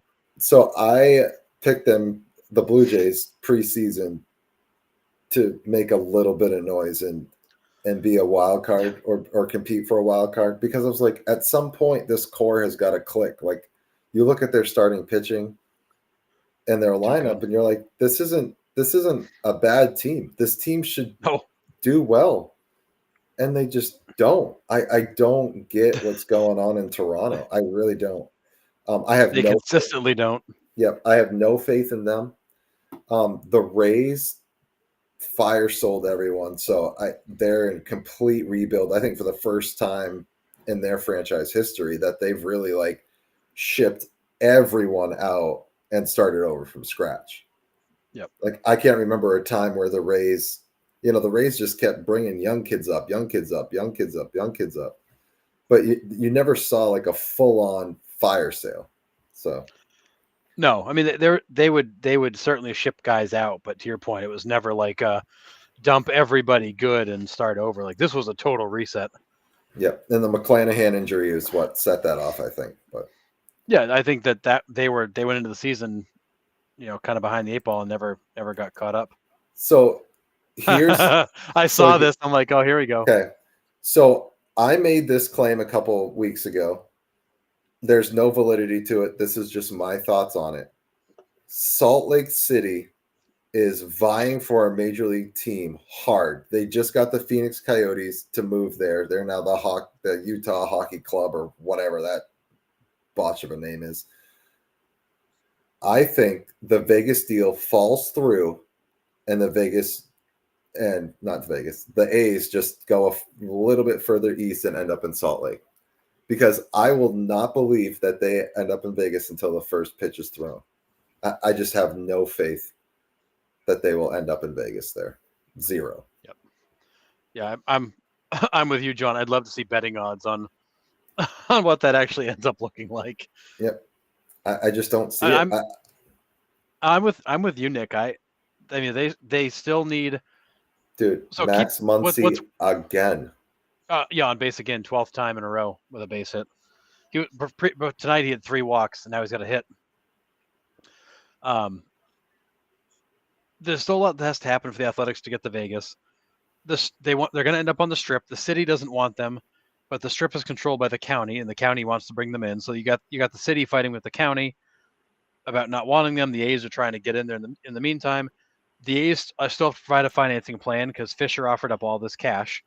They still don't have that. They still have to get a ballpark built. They have to get the public money in there. They got to get the private money in there. They got to build a ballpark. They got to be ready to play baseball in Vegas in 3 years. There's a lot of work to do in that time, and they're already getting off to a slow start. I mean, I could see a situation where they get to Vegas, but it's delayed. I could see a situation where like it all of a sudden comes together and they go, or I can see a situation where it falls apart. And to Nick's point, they're scrambling for a home, and they're wondering where they might go, and Salt Lake becomes attractive. The other one to watch, and we talked about this a couple weeks ago, the Diamondbacks have a ballpark that is in rough shape that needs some serious repairs. Yeah. Nobody wants to make them, and MLB is about to step in and say, this has got to get fixed. You may see the Diamondbacks having to relocate because their ballpark's in such rough shape If I'm Salt Lake City, I'm calling them going, hey, you want a new home? How about I get you a new ballpark? To try to lure them out of Arizona. And they can follow the hockey team right up to Salt Lake City and just all relocate up there. Yeah, because their government issues are roughly the same, right? Like the county doesn't want to pay for it, even though it's a county stadium, and the owner's like, well, no, it's a county stadium. You have to pay for it, not me. It's not coming out of my pocket. It's your stadium, not mine. Yeah. So like they're going back and forth. Yeah, and the owner's been talking about this since February this year. So going back 8 months, the fact that the ballpark is in need of serious renovation, and it's not their responsibility. They lease it. It's part of their agreement, and the county doesn't have the money or want to do it. Yep. So they're stuck in this stalemate of, well, our lease runs up in a couple of years. What are we going to do here? And MLB may step in just like they did with Milwaukee when they forced some change there, just like they did with the Athletics to force some change there. And they may have to find a new home. And maybe Portland could be a place they relocate. Maybe Portland's on the table. That's not a huge change for the Diamondbacks to stay on the West Coast time zone. No, it keeps the divisions the same. So I really, really want a team really bad here in Raleigh. Really, really bad. We don't have a major league team in this section of the country. Our closest one is 6 hours away. And Raleigh fan base, they're nuts. Like they rally around the Hurricanes down here. They would totally eat up baseball for sure. Here, I know they would, but yep. I don't know. So they do. I just dropped a link in the chat. So they do have the plot of land picked out. They do know where they're going to be. They do have the renderings for it. So yes, they have a whole plan for Vegas. It's on a corner across from the Tropicana. And it's a cool ballpark if they end up building it. But it's only 33,000 seats because it's on a tight lot, because of course the strip is not exactly full of places to put stuff. And the other part of that is there's no public transportation, there's no place to park, like, right? So like, how are you going to fit 33,000 people into that? The strip's a busy place already. Right. How do we feel about the Mariners next season? To be determined. They need some bats. 1 through 9. Yeah, I mean, other than J-Rod and J-Rod. I mean, I guess other than J-Rod and Cal Raleigh, they need some bats. They need guys that can hit. I mean, how do you feel about Justin Turner? Wasn't it? How do you feel about them extending Victor Robles? Like, I don't know. Does he move the needle for you? I don't know. Yeah, there's no bats in that lineup. 0.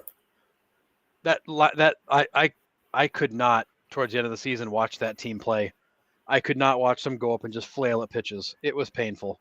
As dominant as their starting pitching staff is, can't win games if you can't score. But I mean, yeah, it's hard to win a game. It's hard to win a game something to nothing. Yeah.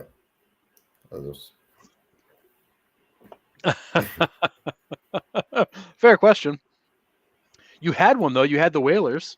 Yep, bring them down to Raleigh. That's what we do. Yep. And actually, it's funny. Sean a few weeks ago wore his Whalers hat, and we had to play Brass Bonanza and reminisce about the Whalers. Yeah, absolutely. And if anybody here doesn't know what Brass Bonanza is, you need to find it. I'll find it for you. But a Whalers fan would know. Yeah, I think the thing with Hartford is just too close to Boston and it's too close to New York City. I just think it's too hard of a market, right? I mean, I think that's the issue. Yeah. So. Yeah, and that was always the problem. Is Hartford is so close to New York, and New York is such a big market. But I mean, you're what 2.5 hours out of Boston, and less than 2 hours out of New York. Yeah, I mean, the expansion team cities that we've mentioned that, that, I mean, a team could possibly move to. I mean, if they're looking for relocation, we've thrown out, I mean, Nashville had a team together. Then all of a sudden that's kind of just gone away. Well, and was Nashville the one that Don Mattingly was like running point on, then all of a sudden he wasn't anymore? Yeah, because he like went back to coaching or something. I don't know. It was weird. So there, Nashville was one. Obviously, Salt Lake City's been in talks. I would love Raleigh. Like, honestly, I'll say it again. I would love that spot. There's 1.6 million people here in the Triangle area. Definitely support one. We thought about, I think Vancouver was brought up, like out west there, another Canadian team. Oklahoma City was, but I don't know. I mean, that media market, I don't think would be very good. You look at the Thunder that's out there; they're not really pulling much. It kills me that Raleigh's got a bigger population than some of the states in New England. Right, exactly. Like, it's bigger than Maine, bigger than New Hampshire, bigger than Vermont. Yeah. So the thing about Raleigh, though, John, the biggest thing is the Durham Bulls are such a historic minor league franchise that the Durham Bulls owner actually gave the Canes owner, who's heading this group to try to get a major league team here, gave him his blessing. Be like, yeah, it would be the best for the Raleigh area, the Durham area, to bring baseball, Major League Baseball, to Raleigh. We'd be all on board. Because the minor leagues do have that weird thing where parks have to be a certain mileage apart and all that stuff. But I mean, they could make it work here. They already have the spot for like where the Canes are. Like there's a big open spot. They could throw a ballpark in there and it would be fine. It would be a huge. I just don't want it to go to Charlotte. If it does come to North Carolina, I don't want it to go to Charlotte. Charlotte is a nightmare to get in and out of. Raleigh's nice. It's just in, out, done. But I don't know. I think it's wishful thinking. I don't think it actually happens, but it wouldn't be. Listen, you gotta get to the DPAP. Yeah. Durham Bulls Athletic Park is so nice. It is awesome. I love going to games there. I'm in the same boat. I've never seen them, but I really want to. All right, Harrison, let's go. Come down for a visit. Bring the whole family. We'll go. But I've been to Charlotte many times, so I've never gotten over to Durham. But yeah, it's so great. But I would love a team. I think it could support it. The market's so big. I mean, it's bigger than Salt Lake City. Salt Lake City is like 1.3 or 1.4 million people. We're looking at the metrics that MLB published, and it's just Salt Lake City is not a very big metro, but they are dying for sports there. What is the status on Miller Park in? No, I know it's not Miller Park anymore. I believe the county. Either added to the gas tax or excise tax or something like that, and are raising the funds to make the repairs. Oh, so they are making them. Yeah, that went to like the state Senate for vote and passed. Okay, so they're gonna stay then. So they're gonna fix Milwaukee, which I didn't realize how that ballpark doesn't seem that old. I didn't realize how old it actually was. When was it built? It was $500 million plan to revamp it. That's crazy. $500 million. It opened in 2001. Okay, so it's 23 years old. 24 years, yeah. Yep. Dang. Oh, and then the news, obviously Hurricane Milton came through and tore the roof off Tropicana. They announced that it's not going to be ready for opening day. They're not even sure they're not sure about fixing the roof in general because of the cost. Right. That's like it's an 8 to 9 figure project. Yeah. Their latest estimate the other day came in over $100 million to replace that roof, and they're supposed to get a new ballpark in a few years. So what do you even do? Do you ballpark hop like the A's are doing? I don't know that they've got to make a decision.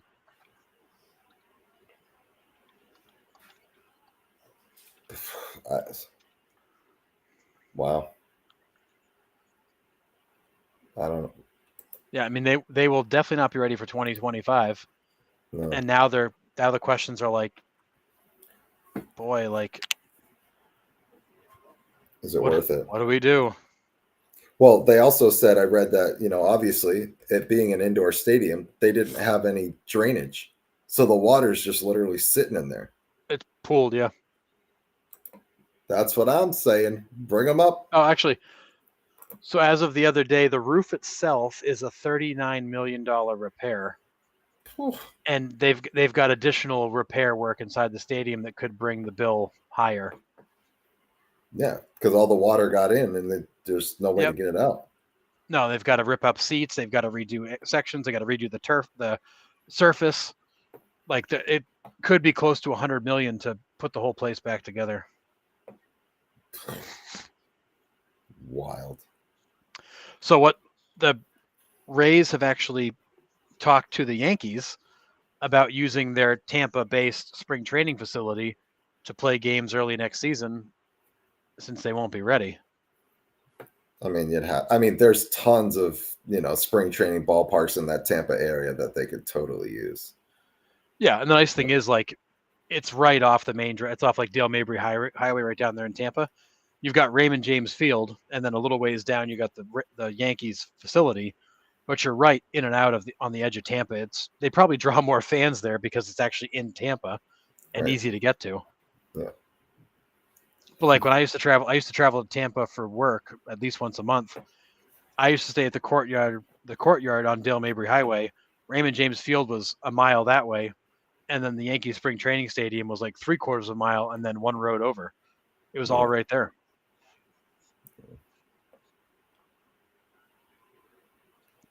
But I mean, I guess that could be an option, but I don't think that's realistic for very long. No. Oh, nice piece of hitting by Lindor. That ball's like at a shoe tops. Blake Trinan's movement on his sinker is disgusting. Yes. Honestly, that pitch is the only reason he's still around. Yeah. Because the rest of his stuff is kind of unremarkable. Another ex-Oakland A that was really good. Yep. All right. Yep. Let's hit a 5-run homer here. Oh, man, can they do that? Is that an option? It is in the that's an easy double play ball. Oh, that was a bad feed. Oh, in that baseball league that they started in the Middle East. You can hit like a 5 or 6 run homer. That's right. I wonder if that's still around. Yeah. I never followed it after they made that announcement, but yeah, the sinker's gross.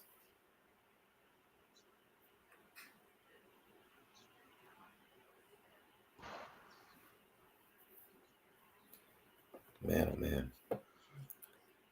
Good thing the Dodgers butchered that double play. Holy cow.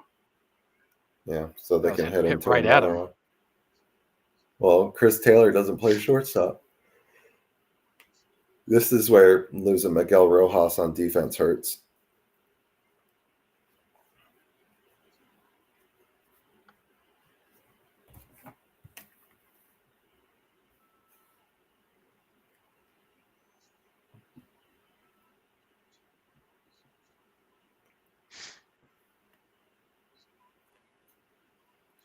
So Mets go on and lose this one. They're down 3-1. Do you give them any chance? No. No, there's no way they're going to pull off 3 straight wins. Okay, how about the other side? Guardians, Yankees. If Yankees come back and win Game 4. No, I mean, I really want to believe the Guardians could pull that out, but I don't know. I don't see it. The Guardians have to win tomorrow to even up the series, and then you'll take your chances in a 3-game series. Yeah. I think if they go down 3-1, it's it's all over.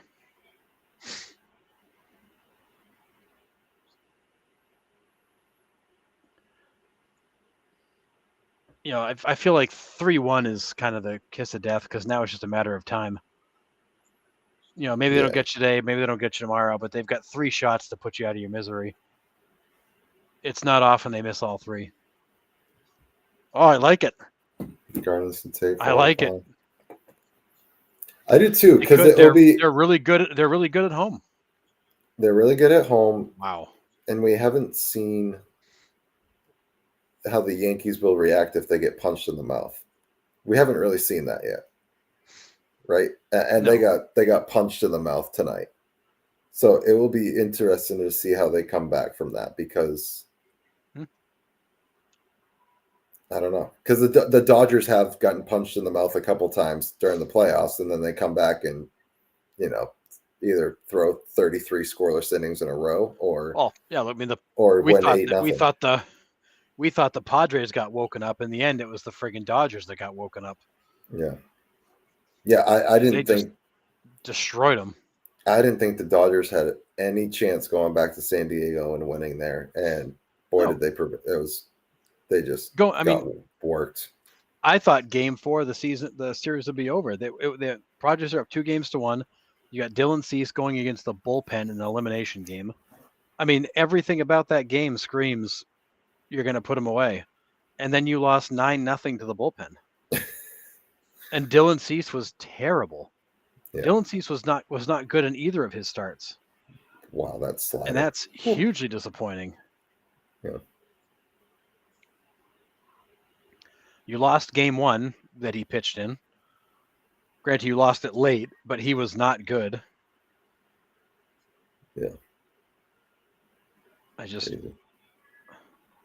And we were laughing, like, when they lose Game 4, is Dave Roberts going to get fired? Is Angel Friedman going to get fired? Like, who's going? Because this is a disaster. And here they are, still chugging along, about to put the Mets down 3-1. And it's crazy that we're actually starting to give Dave Roberts a little bit of praise, because we've all seen how he's managed the playoffs the last few years, and we're like, what? Why are we doing that in this situation? Like, it doesn't make any sense. Like, it seemed like somebody else was pulling the strings. Like, somebody else is the puppet master, and he just does whatever they tell him to do. Where this year, it actually looks like he's managing. He's reading the game. He's making decisions on the fly. And it also helps that your guys are actually going out there and performing too. Like that's a big help. Well, and let's be serious. And I have given Dave Roberts credit, but how hard is it to manage a team where the top of your lineup is Ohtani, Betts, Freeman? I mean, he's just going to roll out a bunch of all-stars and MVPs. Yeah. ALCS goes 7. Guardians lose to LA in 4. Huh. I mean, okay. I mean, it's a good prediction. My pick was Guardians in 7. I refused to pick the Yankees. That's partly why. Yeah. I can't remember. 2 outs, 2 on. Need a hit from Marte. I can't remember who my World Series picks were.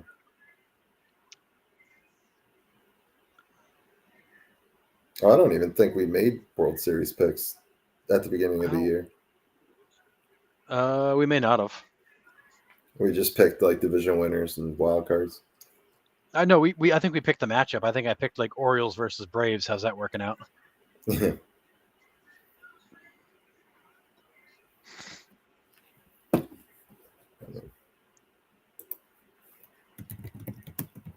Come on, Marte. Big hit here. Big hit. Oh, did he get it? Oh, warning track again. Come on. Naturally. 2 more guys left on. They've left an army out there. Yeah. Can't do it. It just hurts.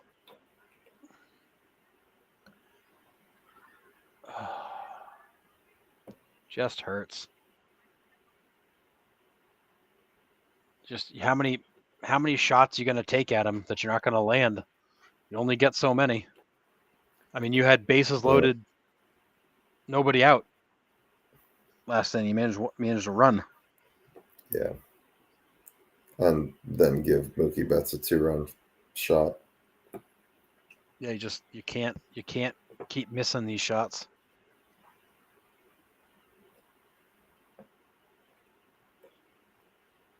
Watching all the ads of the NFL. The NFL is tough to watch this year. I feel like everybody's hurt. There's nobody out there playing. No.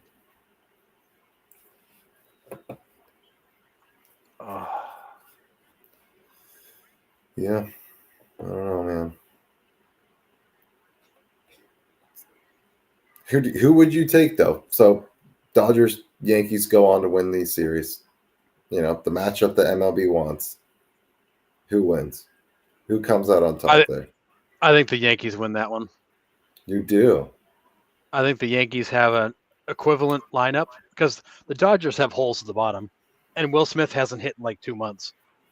I think the lineups are a push. I think the bullpen probably favors the Dodgers. I think the starting rotation favors the Yankees. And I feel like the Yankees are playing a more consistent game. The Dodgers they score 9 runs, then they score 2, then they score 7, then they score 1. Like you don't know what you're going to get night to night. The Yankees have pretty consistently hit everybody. Yeah, and with Aaron Judge waking up, I don't. Yeah, you want to face Soto, Judge, and Stanton all hitting well right now? I mean, that's as scary as Ohtani, Betts, and Freeman. That's another dude if not more so. Is Stanton in the playoffs. He's a different guy. Different guy.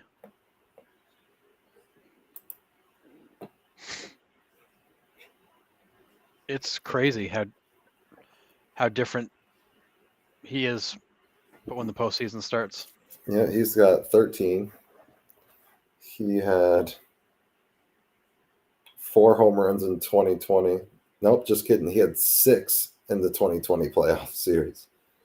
2 against Cleveland, 4 against the Rays, 1 against Boston in 21, 6 again in 22 against the Guardians in the ALDS, and then 1 in the ALCS in 22 against Houston. So he's got 13 career. Crazy.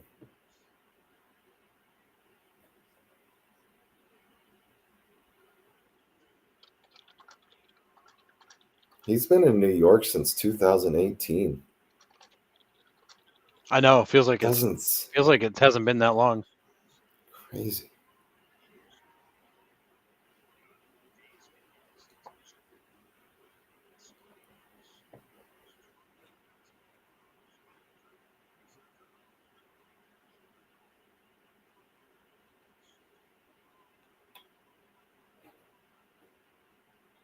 Is he the last remaining player that was on the Florida Marlins?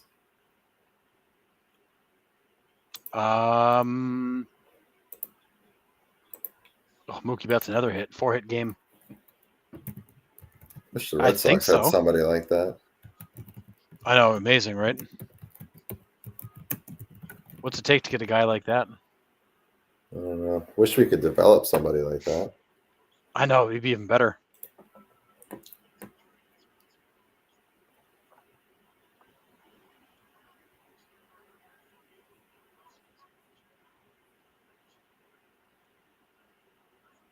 Yeah, he might be. Omar Infante still playing? No. He might be the only one from that roster that's still playing.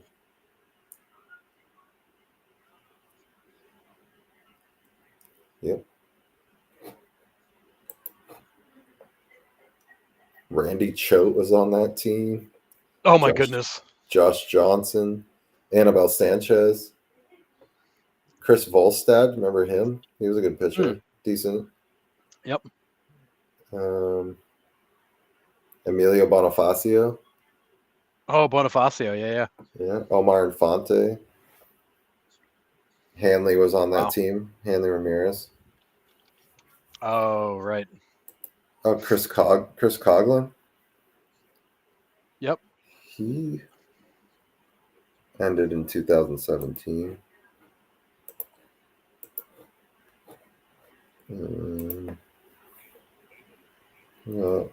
Dwayne Wise, most famous for robbing that home run to save Burley's perfect game. Yeah, Mark Burley owes him a debt of gratitude. God, still one of the best catches ever. Like just because of the pure weight of it and what he saved. Like, oh yeah, that's an off-season show that I have queued up in my notes that I want to go over, like what you guys think was, your top 5 best defensive plays of all time. Like, you guys got to give me your top 5 best defensive plays of all time. Oh man, that'd be awesome. Yeah. Did you see that stat flash across? The Dodgers have 30 walks so far in this series. Yep, 7+ walks in 4 straight games. That's not going to get the job done. 30 walks so far, most in LCS history. I think that said. Yep. 30 walks. Tied for most in first 4 games. Oh, tied for most. Okay, but like 30, that's insane. Sorry, they'll walk the next free one. base runners. They'll set the record this batter. Don't worry about it. Oh my goodness, like that's terrible. Oh, I mean, I hate to say it, but tomorrow could be the end of the road for the Mets. Yeah. Thanks, John. Yeah, that should be a good one. That's queued up. We got some fun stuff in the off season here ready to go. So, kind of threw an idea to Harrison today about taking a team and becoming like the GM for the winter, like picking a different team each week and kind of like taking their payroll and adjusting them and like making trades and deals and stuff to try to make the team better and kind of run the team for the off season. So we're going to do that. But we got some other stuff coming, so it'll be fun.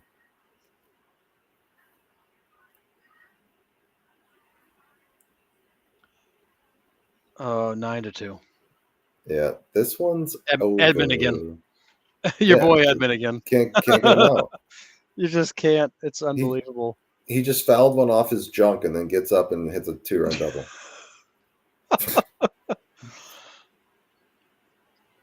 Ridiculous. It's absolutely ridiculous. Yeah. I mean, Tommy Edman is hitting 4th for you right now because Will Smith has been so bad. But like Edman is not a 4-hitter, but yet you can't get the guy out. No. But like, it's not even like the studs killing you. It's these other guys. Kike, another base hit. But that's the Tommy Edman that the Cardinals have been missing. Yes. Yeah. Yeah, that's we're stick a fork in it sounds about right. It's Mets fans are absolutely at a loss. And you go down 3-1, it's the kiss of death. Now the question is, do you even make it back to LA?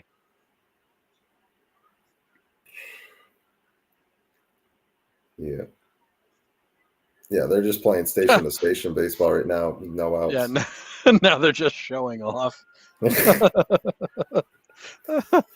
I mean, this is crushing for Mets fans to watch right now. If Sean is watching it, he's got to be absolutely beside himself. But yeah, beside himself right now, inconsolable. Let's see if Max Muncy can make it 13 plate appearances in a row. Yeah. The other one, John, it's eight walks and 12 plate appearances. That's scary. Yeah. Yeah, the other one, John, that I wanted to throw out to the guys in the off season is our top 1-season wonders. So top 1-season wonders should be a fun one too, because there's some guys that bursted on the scene for like 1 year and then disappeared. So that'll be a good one. Yep. Home run, walk, singles, walk, home run, walk. Yeah. Eight walks in those 12 plate appearances. 13 in a row could totally happen. Oh, that swing it's not going to. Holy cow. Well, that streak ended. That was atrocious. Like, that pitch was what? 3 feet off the plate? Dude, you're no joke right now, like 30 seconds ahead of me. I don't know how that happened. Oh, am I really? Yeah. Wow. I just saw him swing and miss for strike 2. Yeah, Brady Anderson's definitely on my short list. Oh, yeah. For sure. What was that, 50, 51, 52 home runs? Here's a question for you, Nick. Is Bond's 73 home run season on the list? Could argue it was because he didn't hit 50 any other year, right? He never hit more than 50 except for that one season. I mean, that's kind of an outlier, right? He hit 49 once. He hit 46 once. Sorry, 46 twice, 45 twice, and then 73. Everything else was in the 30s. Which is pretty insane, too. Yeah. Doubled up on his home run total for 1 year. Well, I mean, it also helps when you play 22 seasons, hit that many home runs, but yeah. But yeah, I mean, is the 73 home run season in that group? Possibly. Could be. God. You got to think about the other side of the. You got to think about the other side of the ball too, like pitching. It's probably been some guys that have come up and dominated for a year and then just, fell off. But, Rick Porcello. Yep. Yeah, this is tough to watch right now. This is painful. I'm almost at the point where I'm just going to turn it off because I don't want to watch it anymore. Put another quarter in the merry-go-round. The Dodgers right now are absolutely just like demoralizing them because they can. Yeah, and I know it's baseball and you get you have games like this, but it's different in the playoffs. It's definitely. Yeah, Brady, 11 before he hit 50. Yeah. Eric Gagne. Yeah, came out of nowhere. 84 consecutive saves and then kind of stunk after. Yeah, Gagne, he was like 2 or 3 seasons of dominance. And then I still say if I had to get 3 outs, I'm taking 2003 Eric Gagne to get me 3 outs in the most important game ever. I'd take him over Pedro. I'd take him over Randy Johnson because nobody was getting to that guy in 03. Yeah.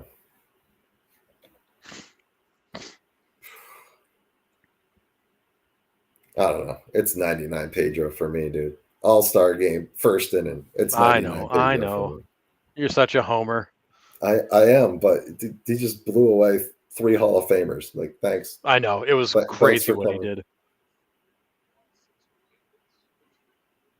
Oh, all right. 2 outs. So look at this stat for the Dodgers. The last 6 games, runs scored 8-2, 9-3, 8, and then 10 tonight. But it's like 8 runs, and they back it up with 2. 9, they back it up with 3. Like you can beat them in here. You got to not issue 30 free passes. And that's where it is, right? I mean, it's what 19, 22. That's 30 runs in your first 4 games with 30 walks. Yeah, I would love to know how many of those walks have scored. Like, tell me how many of those walks have come around to score. I bet it's probably a frightening number. I mean, probably look at the box score, right?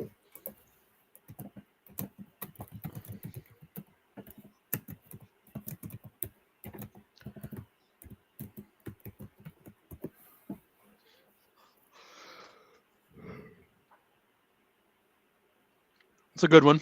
Hoffman. He'd be on my short list of people. 03 Gagne, Hoffman, Mariano. I mean, Papelbon in his prime was pretty damn elite. Still a freaking heart attack. Oh, he was, but he didn't give up many runs, but he always made it interesting. He walked the tightrope. Another walk. Why not? Let's walk him loaded with 2 outs. Lindor's out there shaking his head at shortstop. It's gotta be so frustrating on defense. Like, you're not even giving us a chance to help you out, guy. No. Like, stop walking people. Every pitcher. Like, you gotta be talking to every pitcher. Like, stop walking people. Let us do something. Oh, good. Ohtani's up with him juiced. And he's only like 16 for 18 with runners on base, so he should be fine. He's due for an out. He just fouled that ball right off his leg. That's going to feel good. Yeah, sure. He grounded out last time with runners in scoring position. So you see him. Boy, that stung. He just fouled that thing right off his leg. Oh, like right off the side of his knee.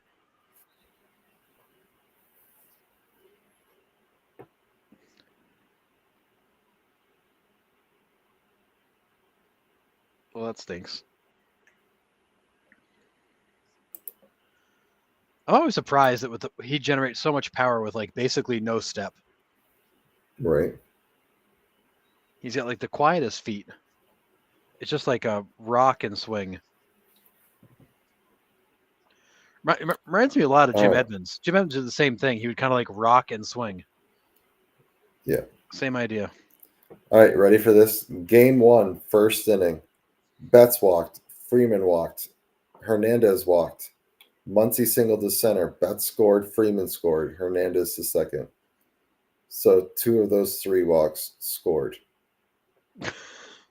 Perfect. Lux walked. Sacrificed to second. Ohtani singles to right. Lux scored. 3 for 4. 3 out of 4 walks scored. Good. We're off to a great start. Yeah. Let's see here. Oh, got Ohtani looking. Woo-hoo.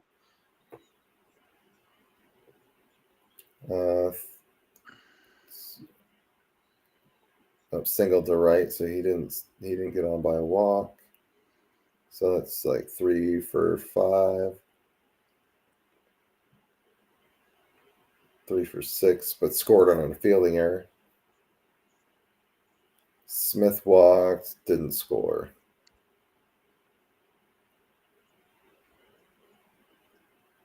You going with like the game summaries? What are you doing? Yeah, the play-by-play by inning. Yeah. Yeah. That's double to right. Hernandez scored. He singled though, so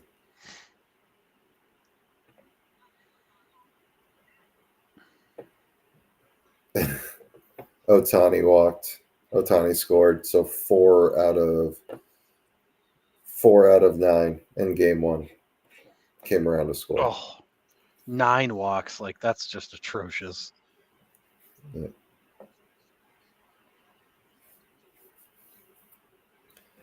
Brutal. And that's just game 1. I mean, I didn't even go over game 2, but 50% of your walks scored there. And tonight, It's got to be way up there. It's got to be almost all of them, minus a couple. It feels like it. I mean, it feels like every time they've gotten on base, they've come in to score. Yeah, walks kill you, man. I mean, that's just, it is what it is. Can't give them.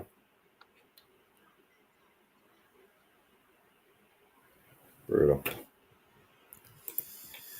All right.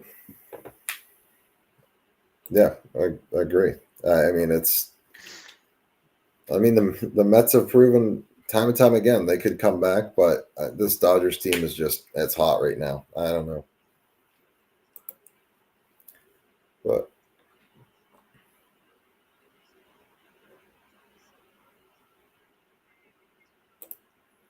yeah, Hoffman's changeup was ridiculous.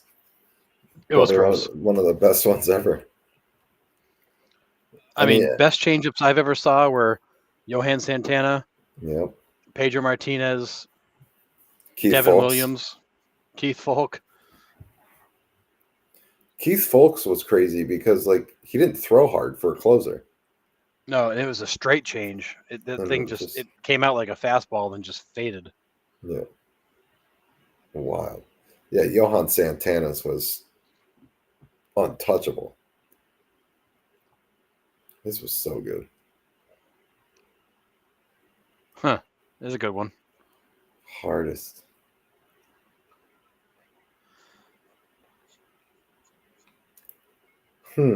I think baseball. I'm gonna go out and say yes. I think baseball is the hardest series to come back because I think when you look at basketball or football,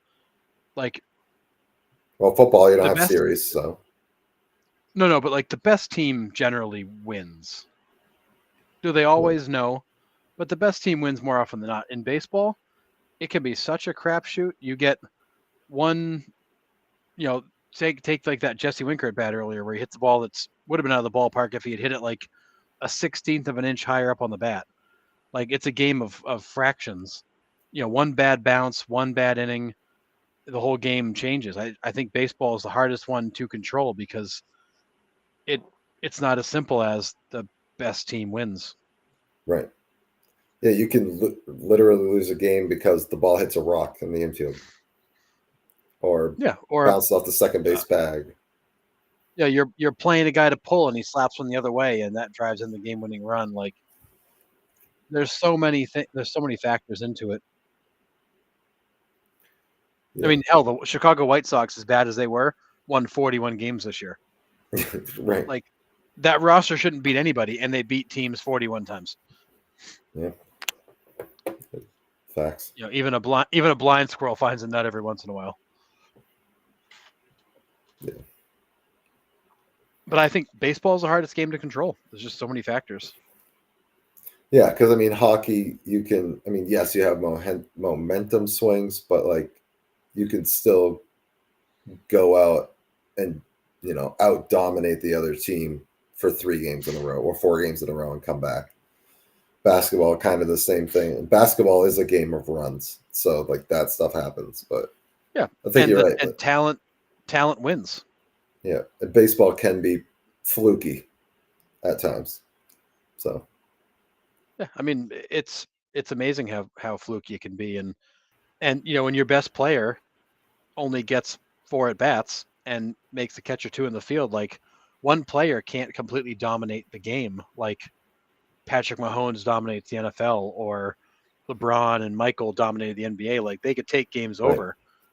You don't get enough opportunities to have a single player do that. Right. Yeah, Johan's changeup was disgusting. It was a straight change that just fell off the table. Yeah. Like brutal.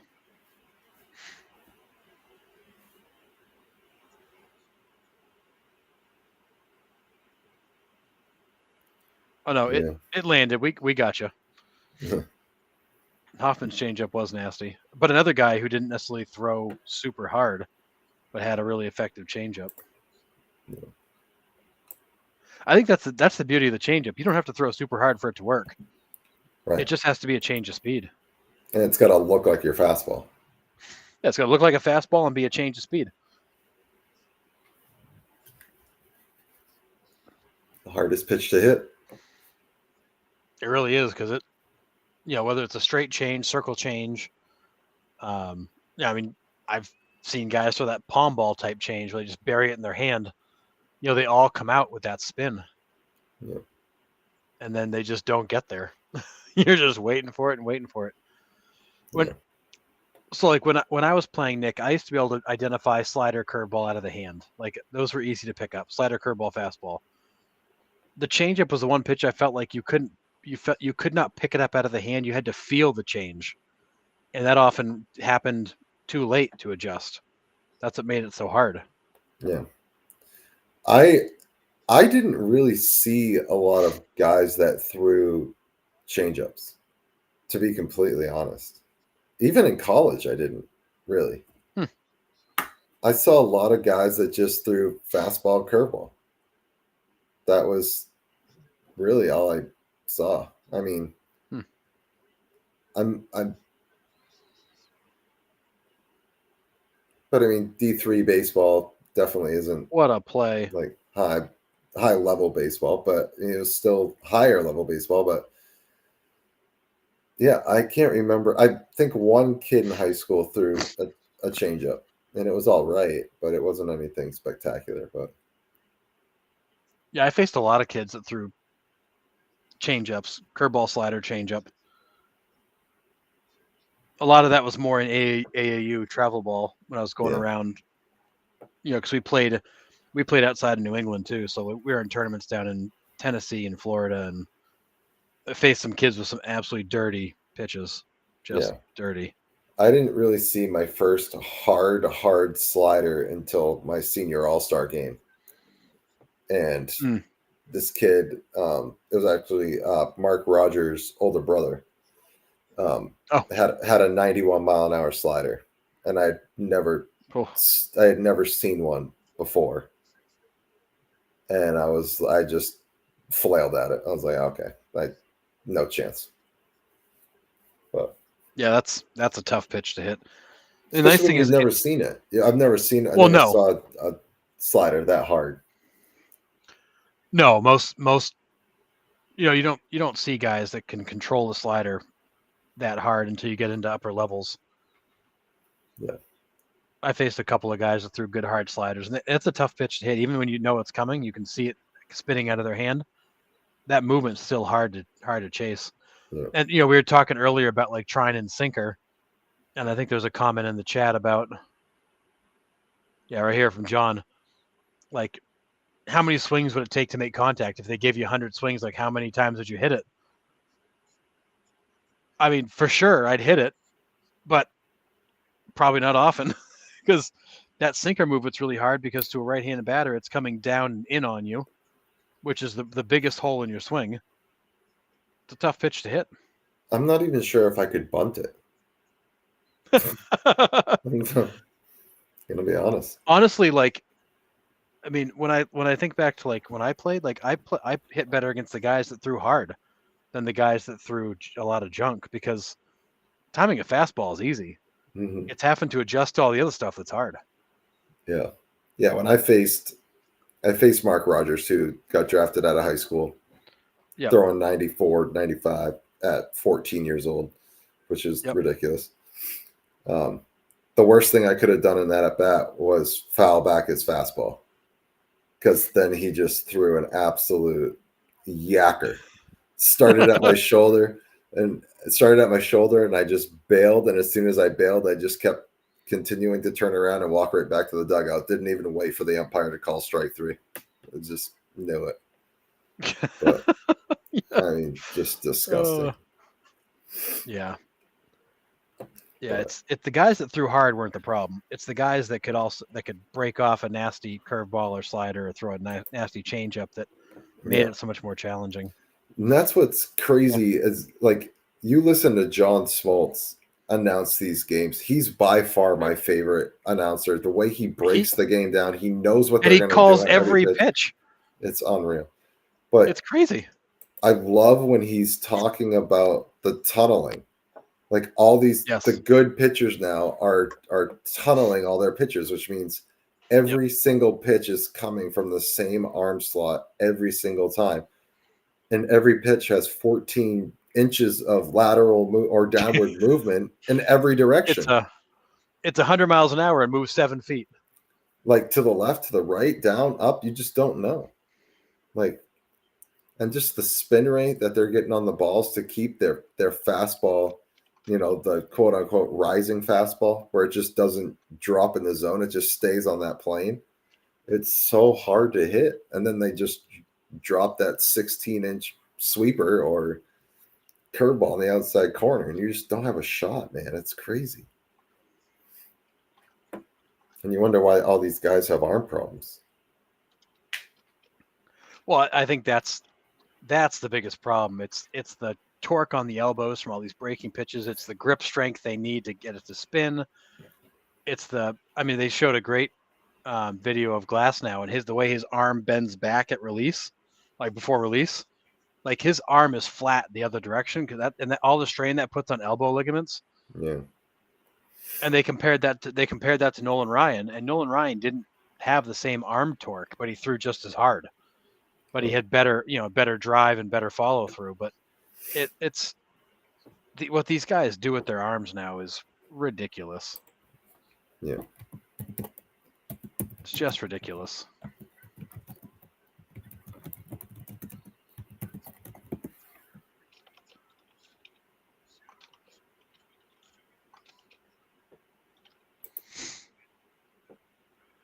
Oh God, 10-2. This is brutal. Yeah, it's about ready to head to bed because this is tough to watch. It's not pretty. So, all right. It is not pretty. Well, think we're gonna call it, fellas. Go Guardians. Well, hopefully they can back it up tomorrow with some good baseball. Is it the same? Let's hope. Is it same times tomorrow, or do they switch time slots tomorrow? I think they switched time slots, and the Dodgers Mets are afternoon, or the afternoon, the early game. Yeah, the 5 o'clock start or whatever. Yeah. Oh, Mookie Betts got out. Look at that. Yeah, what do we got? Tomorrow. Yeah, 5 o'clock Dodgers Mets, and then Yankees at 8 tomorrow. So I just hope 5 o'clock isn't the last game of the season for the Mets. Yeah, but they've been disappointing. They've been disappointing, but at the same time, like they have been fun to watch down the stretch here, and how they've gotten to this point for sure. Yeah, I think the story is great. I think the run to this point is great. I think it's too many self-inflicted wounds here against the Dodgers, and you can't get away with that. You can't walk them 30 plus times in 4 games and expect to escape. Do they walk it back with Pete Alonso? Do they re-sign him? No. You don't think so, huh? I think Pete moves on. And I don't know whose choice that'll be, if that'll be his or theirs, but I don't see him coming back. Okay. Yeah. I think he should come back. I just get this feeling like he won't. Yeah. I don't know why. Well, and I think that, do we trade him? Do we not trade him? I think that kind of stuff lingers, and he's a New York guy. This is his hometown team. I think that there's nowhere on earth he'd rather be, but I don't think he's felt the love. Yeah. I don't know. Maybe this playoff run will change his tune, and he'll feel a little better staying. But yeah, I go back and forth on it. I'm not sure having Frankie Lindor in your lineup every day and as a leader also helps, but yeah, I don't know. Yeah, and having an owner that will spend money. That's the other big thing is, will Cohen fork it out for him, or is he all in on Juan Soto? Yeah, the Juan Soto sweepstakes will be interesting this offseason. Yeah.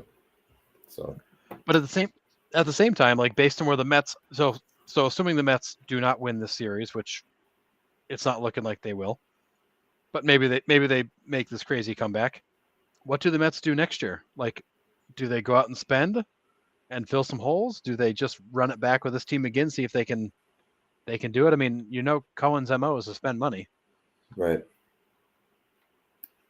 Like what do they do? How aggressive does he get?